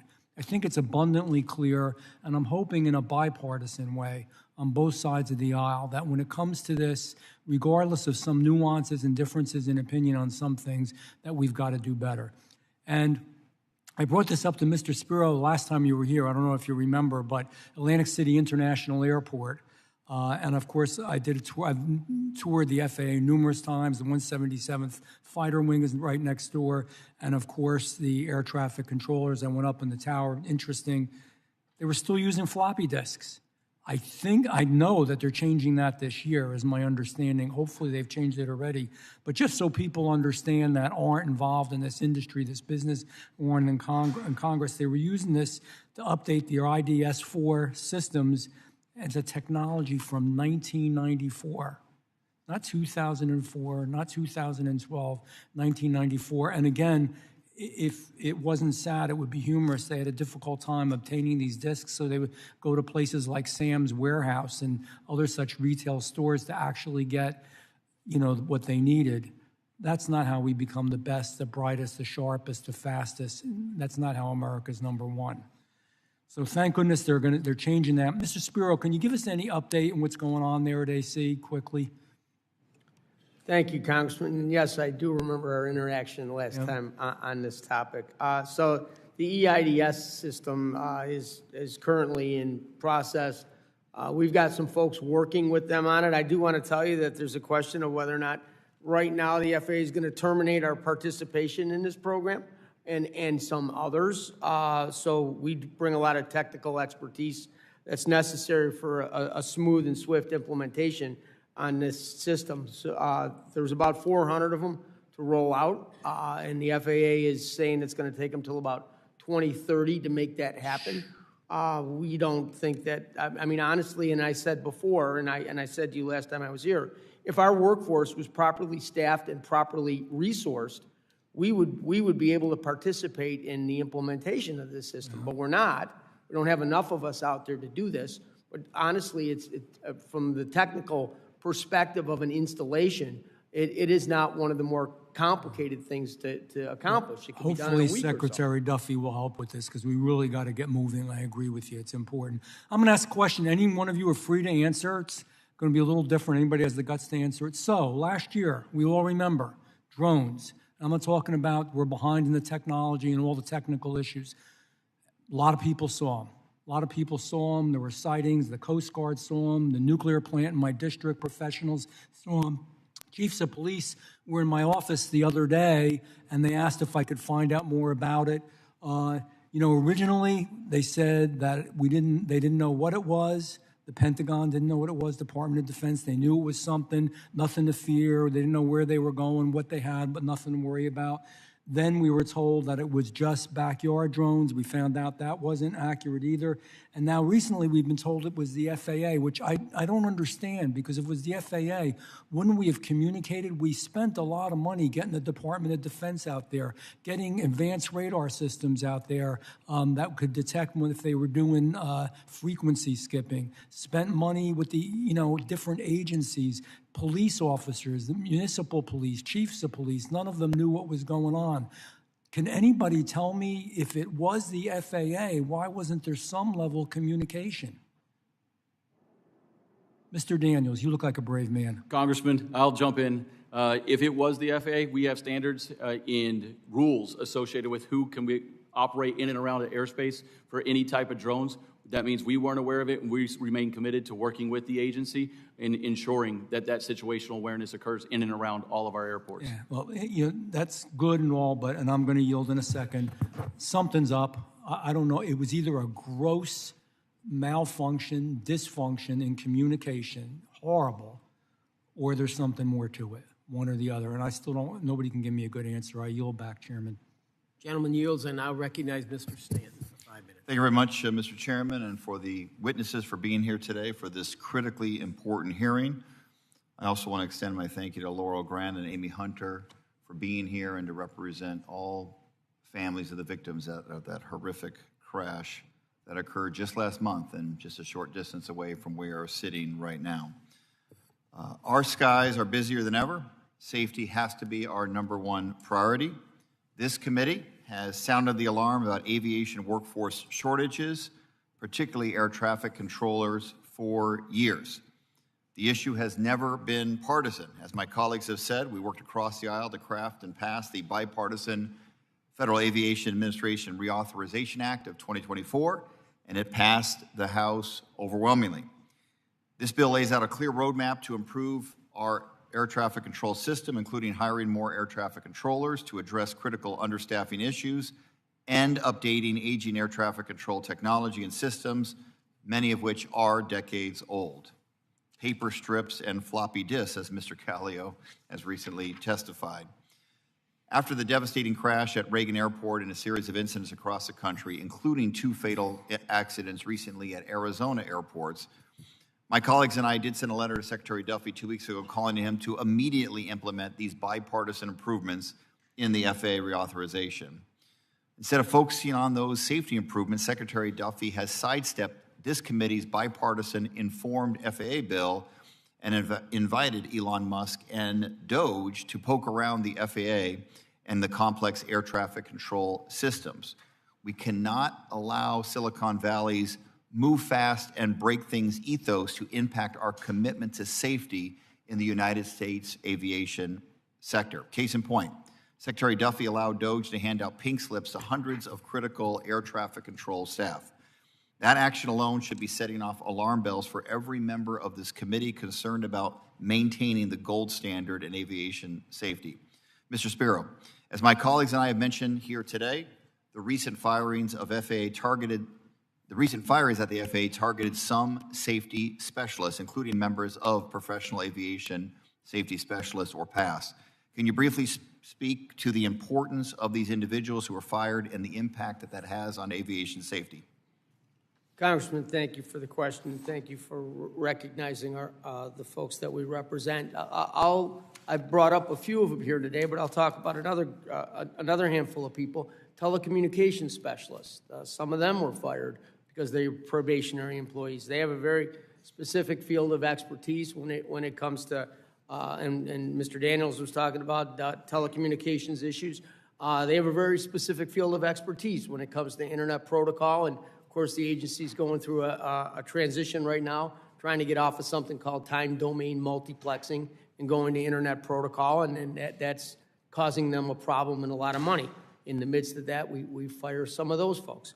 And when we talk about the management and program assistance, it seems like that's a very bureaucratic job. It's not. It supports our technician workforce, our airway transportation system specialists, so they can accomplish the work that they do every day. Logistics, making sure that contractors are there on time, and a variety of other tasks that they don't have to spend time away from doing. I really appreciate the answer. Mr. Daniels, excuse me. Some in the industry are calling for limits to Article 114 activities, which obviously promotes labor management, discussion, conversation on improving our national aviation systems, including safety. What would be the consequences of changes in relation to aviation safety? Congressman, I appreciate the question. There's no better example than between 2006 and 2009. When the FAA and the NATCA did not have an agreement in place, there were 0 technologies implemented or actually deployed to the field for 3 consecutive years when NATCA SMEs weren't, subject matter experts weren't involved. It cannot be a system where you don't involve the very people who work with the equipment day in and day out. Leadership 101 is you go and work with those closest to the issue. We are the ones closest to the issue. We will continue to seek solutions that are a cost savings to the taxpayers, and that is our commitment. We really appreciate that, and bringing labor and management to the table has real benefits, including on aviation safety. Finally, we can be creative in finding solutions to staffing problems. The FAA Contract Tower Program is one of the FAA's most successful government industry partnerships. The FAA Reauthorization Act included my provision directing FAA to establish a pilot program to convert high-activity air traffic control towers operating under the Contract Tower Program to FAA-staffed visual flight rule towers. And I just wanted to make note that that is a program that we need to implement and move forward with. It's important in my district, including Phoenix Mesa Gateway Airport. And with that, I yield back. Gentleman yields. Mr. Master, you're recognized. Thank you, Chairman. I'm like everybody else. I'm going to pick on Mr. Daniels for a little while here. Good to see you all. Are you an air traffic controller yourself? Congressman, yes, sir, I am for 26 years. Went to school when? I am currently assigned Fort Worth Center Air Traffic Control Center. You went to school when? I went to school as a high school graduate in Fort Worth, Texas. As an air traffic controller? No, I went through high school and then went to the United States Marine Corps at the age of 19, where I learned my skills as an air traffic controller. And how well did they transfer over from military service into civilian air traffic controlling? The basics of air traffic control in general are learned and understood, but every facility is unique, and it takes years to transition into that facility. So when I moved from the Marine Corps into Addison Tower, it took months, it took almost a year to get fully up to speed. And then when I went from Addison Tower to Fort Worth Center, it took approximately 2 years for me to train there. What was your MOS title? 7252, 7253, Tower and Radar Air Traffic Controller. Very good. And so you're, to just be clear, then and today, whatever branch of the military you are, whether you're that in the Marine Corps, whether you're a JTAC in the Air Force or whatever, it transitions, but it doesn't transition just like that with the click of a finger. Congressman, that's correct. You have to go through the trainings and standards for the entire system and then for the facility specific. Okay. Now, walk me through. I'm trying to understand just the training pipeline for air traffic controllers, right? When you started the actual schooling portion of becoming an air traffic controller, is it pretty similar today to what it was when you went through? When I went through the Marine Corps, it was its own specific as a civilian. When you went through as a civilian. Once I became a civilian, yes. I did not have to go through the FAA Academy that 95% of the trainees have to go through because of my previous experience in the Marine Corps. How much of the schooling were you able to knock out by your military experience? I was able to completely bypass it in going to a tower. If I was to go to an en route facility, I would have had to go directly to that facility and learn there. So you did go right to a tower. You didn't have to. That is correct, sir. And so you were able to bypass all of it. I was able to bypass the initial training since I had already gained experience, and then I was subject to the training at the facility itself. So for the military, how long does it take them to train somebody in what you did in the military that you were able to transition to do as a civilian without having to go through the civilian training? What's the delta between the timelines of training? Congressman, it's almost exactly zero. It's approximately 3 months in the Marine Corps and then 3 months with the FAA. Apples to apples. Correct, sir. Very good. And for anybody going through the civilian side of it, you're saying it's almost the exact same timeline. Walk me through what that looks like. What are the different sections that they're going through? What are they covering? What's the most difficult part about it?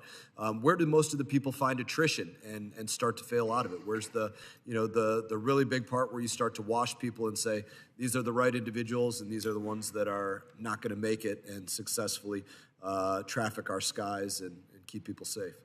Congressman, the first initial weed out of just applicants in general are going to come through the the rigorous medical standards, and then also the IQ standards that are set. You have to do a background check and also a security check. What are the IQ standards? The IQ standards are one test given to everybody, and then you get ranked into tiers of your qualification level from there. So it's not literally an IQ test. It's more of a standard of a number of different things, like an ASVAB in the military. That would be an equivalent, yes, sir. Okay. And then once you get to the Oklahoma City Academy, people begin to learn what the world of air traffic control is. It is a 4D continuous moving picture. A lot of people can operate in understanding bookwork, but then the practical application of being able to turn, descend, change, and handle multiple things at one time, the continuous need to evaluate a scenario and then execute a plan is quite often the part where you begin losing the most people in air traffic control. Is there an AI component to air traffic controlling? And say that one more time, sir. Is there an AI component to air traffic controlling? Currently, there's no technologies that we interface with that have the AI component. We would be, open to any new technologies as long as they assist the air traffic controller and don't do the job for us. Do you foresee that, or can you foreshadow something where there is a value add because there's a technology developed as it relates to AI? Congressman, any new technologies that are going to assist an air traffic controller, we be, as long as we're a partner and working with the FAA to evaluate it and then implement it, we'd be open to as long as it assists us. But you don't have a specific, hey, there's really a hole right here that could be filled in part by technology where it would help augment the air traffic controller or help add value add to the air traffic controller. You don't see that right off the bat that you could share. Congressman, the number one system right now is our information display system that is antiquated and does not give us real-time information for the airports or any of the traffic that we're servicing. Define not real-time. It is a computer that is updated approximately every 56 days, usually by floppy disk. Okay. What everybody's been speaking about on floppy disk. Okay, very good. My time has expired, but I appreciate the answer to my questions, and I appreciate you all being here today. Thank you, Congressman. Peter. Gentleman yields, and I'll recognize Mr. Garcia of Illinois. Thank you, Mr. Chairman, Ranking Member, and of course the witnesses for being here today. Last week at Midway Airport, located in a densely populated neighborhood in Chicago, a Southwest Airlines flight had to perform a go-around to avoid a jet that had crossed the runway. I'm sure that most of you have seen the disturbing video. The FAA and NTSB, of course, are investigating, and early reports indicate that the jet crossed the runway without authorization to do so. I'm grateful for the Southwest airline pilots and their actions to avoid a potential disaster. It's another harrowing reminder of the importance of upholding strong safety standards in our aviation system. This includes updating obsolete equipment. The surface surveillance radar used at Midway Airport is composed of parts that are no longer being made, forcing the airport to look for replacement parts from other airports. Mr. Daniels, in your testimony, you highlighted your union's work with the FAA to fast-track the surface awareness initiative. This initiative would reduce the number of runaway incursions at airports. Can you talk about why collaboration between your organization and the FAA in this initiative is so important, and why funding upgrades to infrastructure is critical for safety? Congressman, thank you for the question. It is a great example of success. When two parties get together and actually go out and procure a piece of equipment that we agree is needed and necessary and fits the bill instead of it being purchased in advance and then given to us and say, can you make this thing work? That is what usually sets us behind day in and day out. But our involvement was making sure that it was going to not only suit the controller's needs, but it could be also rapidly deployed, given the proper long-term funding at the other facilities that is needed as well that don't have any level of a surface awareness. Thank you for that. Next, I'd like to discuss troubling reports that the FAA is looking to cancel a contract with Verizon to design, build, and operate. A few of my colleagues have addressed this. The FAA's new communications platform and to replace it with Elon Musk's Starlink. If that's not corruption, I don't know what is. Canceling this federal contract will bring costly litigation and show the work already being, and it will slow the work already being done. Where is the efficiency in that? Elon Musk's meddling with the federal workforce has also caused fear among air traffic controllers. Roy Guerrero, an air traffic controller at Midway, for example, is concerned about the threats to his livelihood. He received an infamous Musk email asking what he accomplished last week. What's he supposed to reply? Why is an air traffic controller entrusted with the lives of the flying public in one shift being asked this question? We need to be hiring as many air traffic controllers as we can to meet the increasing demand for air travel. We need to be acting with the urgency to improve our aging infrastructure, not breaking contracts. Mr. Daniels, how damaging would a delay to the FAA's Enterprise Network Services program be to aviation safety? Congressman, thank you for the question. Every time that we have delays associated with a lack of equipment, it reduces the capacity at the airport. Everything from telecommunications to the normal equipment that we access and use. We'll either have to figure out a way to work around it. Can we mitigate that risk? Because that's ultimately what safety is about. Can we mitigate the risks that are in front of us? And if we can't mitigate that risk, we have to begin reducing the capacity of the actual airspace to protect and preserve the safety of the American flying public. And could I add to that, thus the urgency of moving ahead with the legislation that we've passed here on a bipartisan basis to ensure that the flying public can continue to have confidence in our system? Congressman, I know that I stand shoulder to shoulder with everyone that's on this panel of applauding this committee's work on the FAA reauthorization of 2024, and we cannot derail that progress now by focusing on anything else than the crisis at hand. Thank you, Mr. Daniels, all of the witnesses, and with that, I yield back, Mr. Chair. Gentleman yields. Mr. DeSagne, you're recognized. Thank you, Mr. Chairman. I really want to thank all the panel members.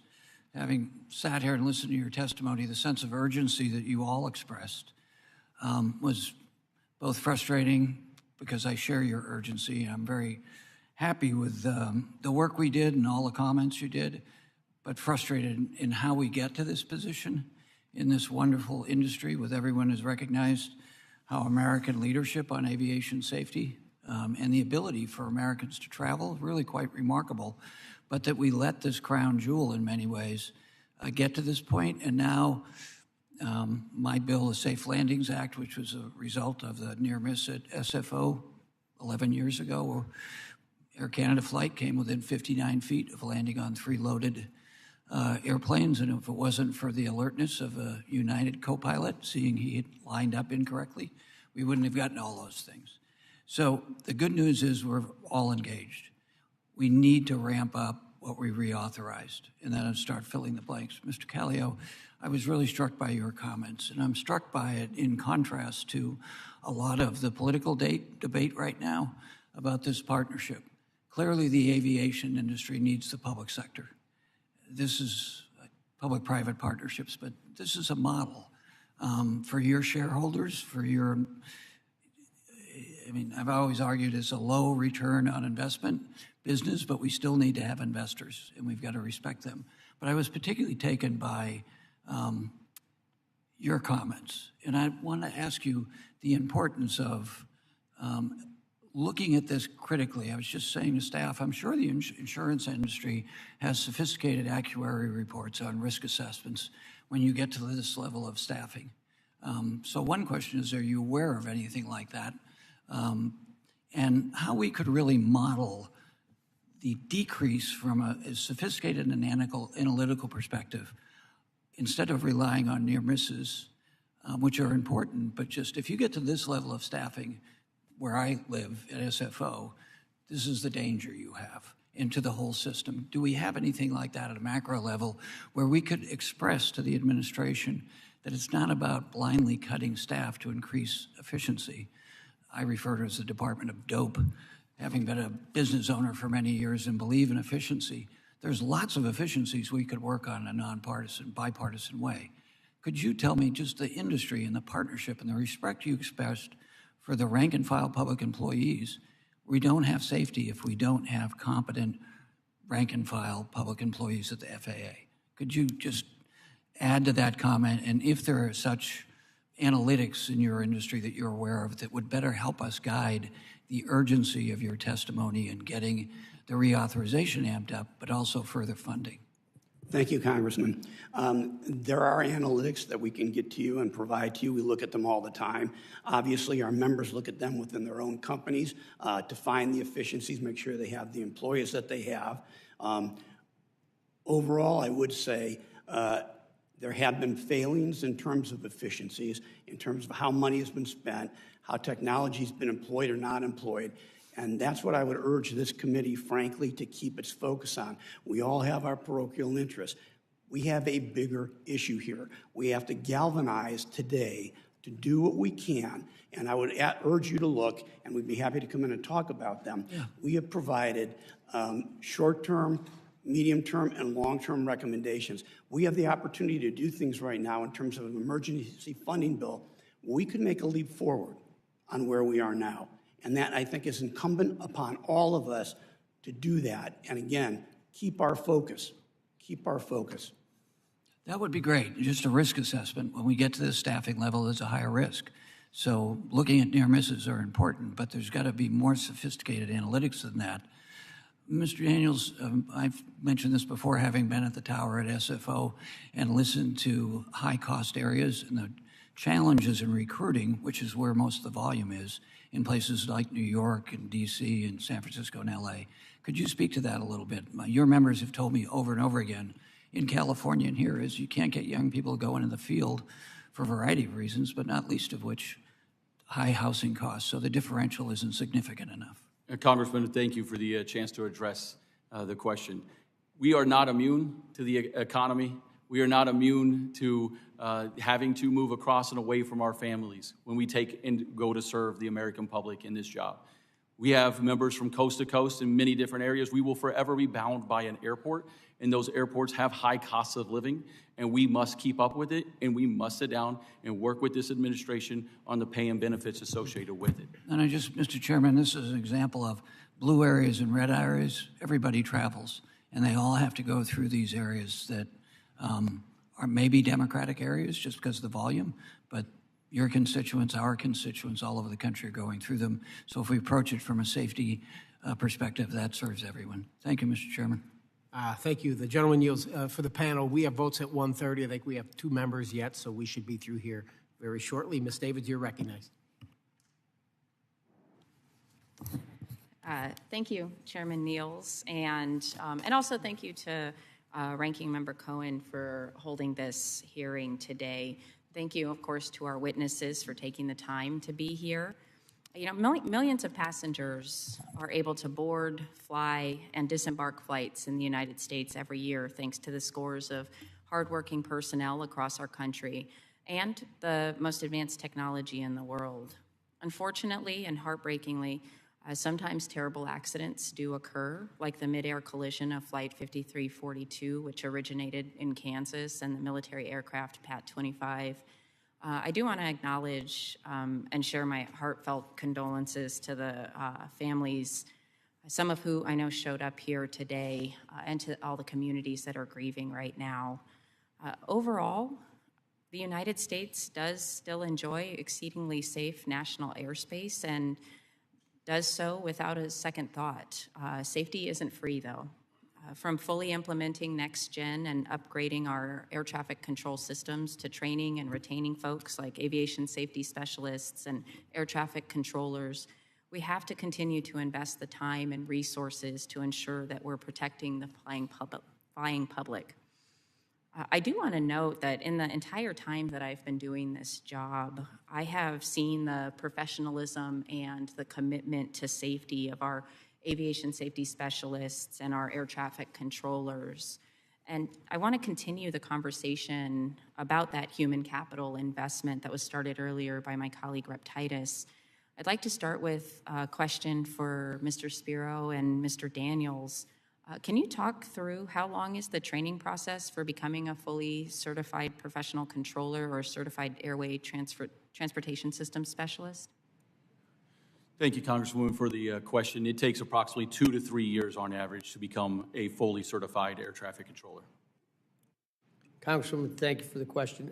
So to be an airway transportation system specialist, it depends on the field of expertise that you go into, if it's communications or radar, automation, navigational aids, but it can take typically up to 3 years to get certified on that sort of equipment. I want to add that equipment is different around the country. So you don't have one instrument landing system, you don't have one radar, you don't have one type of communication. All of those things are different around the country, so the Academy has to maintain different sorts of equipment for folks to get trained, and that does cause the pipeline to get smaller, because you're instead of using 3 classrooms to train on one thing, you're using 3 classrooms to train on 3 different things. And thank you, Mr. Spiro, because that actually leads into my second question, which is, I do think it would be helpful for folks to understand why it takes so long. I mean, I'm glad that you guys go through the rigorous training, but if you could talk a little to why it takes the amount of time it does for certified professional controller or system specialist, maybe if you could walk through the respective processes. For air traffic controllers, the primary function is once they're hired, they'll go to an academy if they meet the initial qualifications of security, medical, and background checks. Once they go, they have training evaluation milestones that they have to hit at the academy. If you don't reach a certain level of competency or ability to execute the tasks at hand, you're removed from air traffic control. Once you complete that model at the 3 years at Oklahoma, you then move to a facility. Then you go through bookwork. If you don't meet the standards, you're removed from air traffic control. Then you have to do simulation training. Once again, if you don't meet the standards, you're removed from air traffic control. And then finally, you move into actually talking to the aircraft.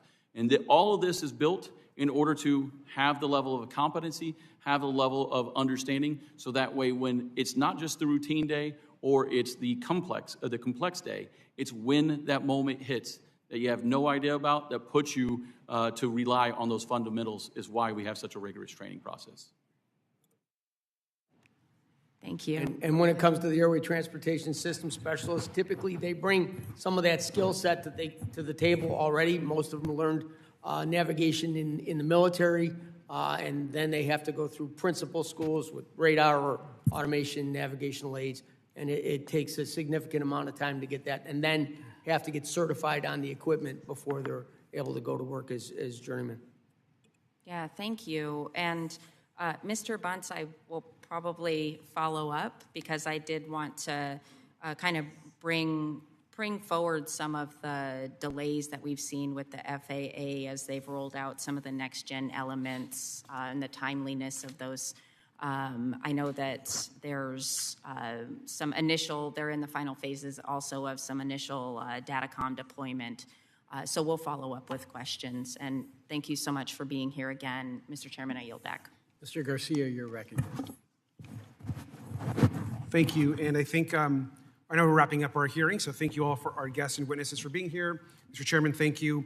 Mr. Callio, thank you for your decades of service to the aviation industry. Congratulations on your retirement.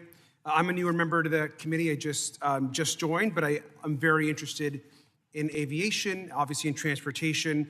We have an airport in the city of Long Beach, which is also a city airport that we operated when I was mayor just before coming to Congress. I know that there's a lot of concern about, obviously, air safety. Obviously, the major accident that we had is a big part of that, but I want to remind folks back home that flying, aviation travel is still the safest way to travel. You're all doing incredible work, and I know a lot of people have a lot of fears, but it's important to reiterate that, as have many of my colleagues. today.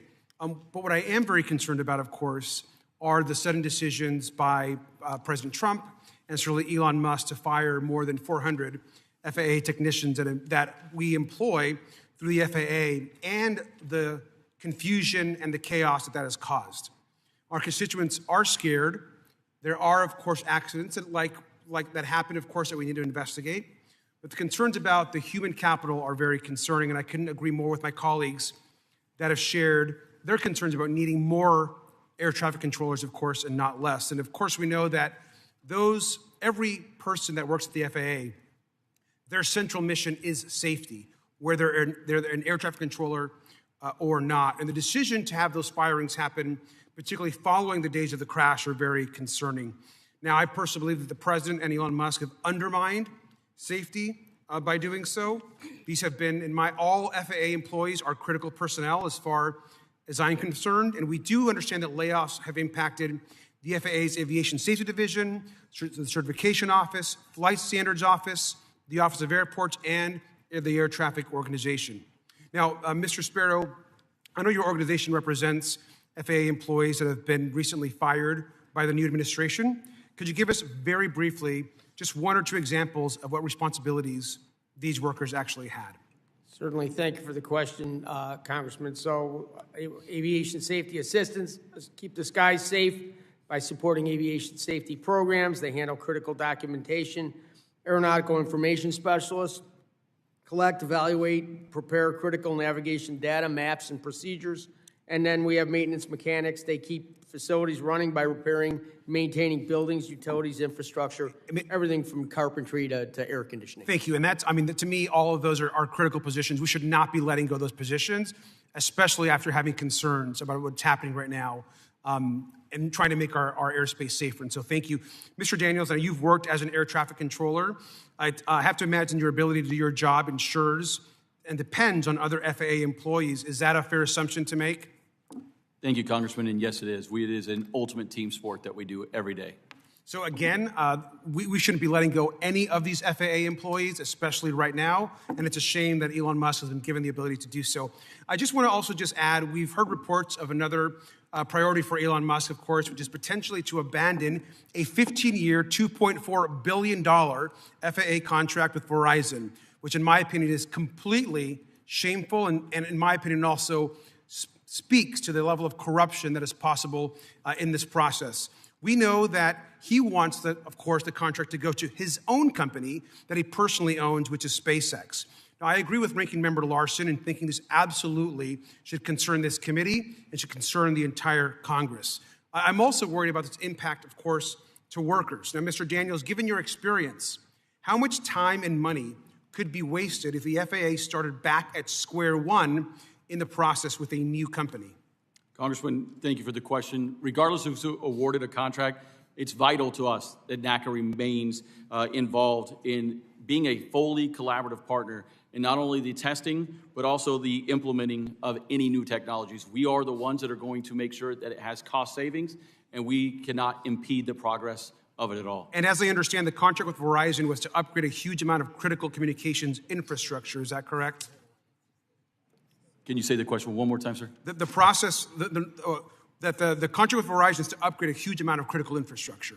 It's meant to, as they call it, TDM to IP, is to move our telecommunications over. And as I close, I also just want to make a note that a critical infrastructure, especially when it revolves airspace and safe airspace, is not some sort of tech experiment. It's not some sort of startup. It is not something that we can just break and hope it gets fixed in the future. It is a complex, important project and process, and I hope that we don't move forward with giving Elon Musk the own contract for that work. And so thank you, and I yield back. Gentleman yields. Any further questions from any members of the subcommittee? Mr. Chairman. The gentleman's recognized. Thank you. Good to see you, sir. Thank you, Mr. Chairman. We miss you on the Railroad Subcommittee. Mr. Daniels, Mr. Krause, on this Starlink contract that my colleague was referring to, how does this Starlink contract compare to the normal FAA procurement process? Congressman, thank you for the question. NATCA doesn't involve ourselves. It's purely an FAA DOT question of how they assign and do those contracts. So can anyone answer that question? I mean, is this sort of normal process? Is this what we expect, or is it out of the norm? Well, Congressman, I just add that, if we've got a contract that's been in place for 15 years, the pace of modernization is that's completely out of cycle with it. So, we've got to replace the copper switches and probably to fiber optic, but we may be at a point in time where we need to look at SATCOM as a more efficient way to be able to deal with this. We're equipping a lot of our aircraft with satellite communications now, the big dishes that you see on top, whether it's GoGo, Starlink, others and everything. So, again, if it's competed fairly, we've got to be able to adapt to changes in technology. And right now, the procurement system that the FAA has is just not nimble enough to keep pace with technology. So, again, if it's competed fairly and it helps us with better capability and it's at a lower cost, I think we need to look at it. Yeah, I would agree with that. Do you have any evidence that it's being competed fairly? I couldn't hear you, sir. Do you have any evidence that this is being competed fairly, as you asked, as you said? I'm not privy to the process for the competition there. You're not aware of any evidence to that fact? Air traffic controllers are currently receiving mixed messaging. They're receiving OPM buyout offers, 5 bullet point emails, but then they were told that those provisions and rules don't apply. Mr. Daniels, how does this confusion impact morale for an already overwhelmed workforce? Congressman, thank you for the question. That's what I was going to start with. We're a 6-day work week, 60 hours a week, with some of the lowest staffing, and again, a resurgence of air traffic post-COVID to a liking that most people don't understand, didn't expect. Anything that disrupts, puts strain, pressure, stress on an air traffic controller, other than their normal lives that they go through every day, is an unnecessary risk to this system and should not be part of aviation at all. I mean, I spoke with an air traffic controller last week whose baseline, whose normal life was 6-day weeks. Is that pretty typical? Congressman, that's correct, and most people are mandated. Over 41% of our facilities, you are mandated and you only have 4 days off a month. So if that's your baseline, 4 days off an entire month, then I gotta imagine that any additional stress is just not safe for our incredibly congested air system. Congressman, I'd like to clarify that absolutely any additional risk to the system builds up, and that's what the output is safety. Safety is a varying degree of risk. Anything that helps us mitigate that risk and take away those stresses and pressures on air traffic controllers as we handle and move through this crisis, those hard-working men and women are shouldering every day and should be absolutely evaluated separately from any efforts that, again, add to it. If the systems that the air traffic controllers use, Mr. Daniels, go down, radars and other systems, does that add stress to the system? Congressman, I appreciate the question. Again, to understand the complexity of air traffic control, sometimes it's easier just to use a basic analogy. If you were to be driving down the roads at 70 miles an hour and I was sitting behind you and then I covered your eyes when you weren't ready and said, keep driving, that's what it's like for an air traffic controller to either lose communications or lose radar in a moment's notice, and that's the type of scramble we go into to make sure the flying public's safe.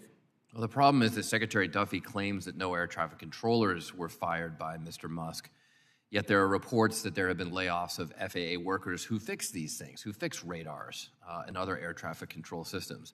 This problem also happens in a government shutdown, when air traffic controllers are considered essential, but maintenance personnel are not. So when the system has a mechanical malfunction, it can't be repaired. So we have this situation you've described where the system is so outdated and so old that maybe even the current procurement contract isn't going to modernize it enough. At the same time as you have air traffic controllers working a baseline of 6 days a week with 4 days off an entire month, and now you're saying that either Elon or the Republicans who shut down the government are going to put out of work the maintenance personnel. I mean, this just doesn't sound safe. Mr. Chairman, I yield back. Gentleman yields. Any further questions from members of the subcommittee? Seeing none, this concludes our hearing. I want to thank each one of you for being here, and the committee stands adjourned.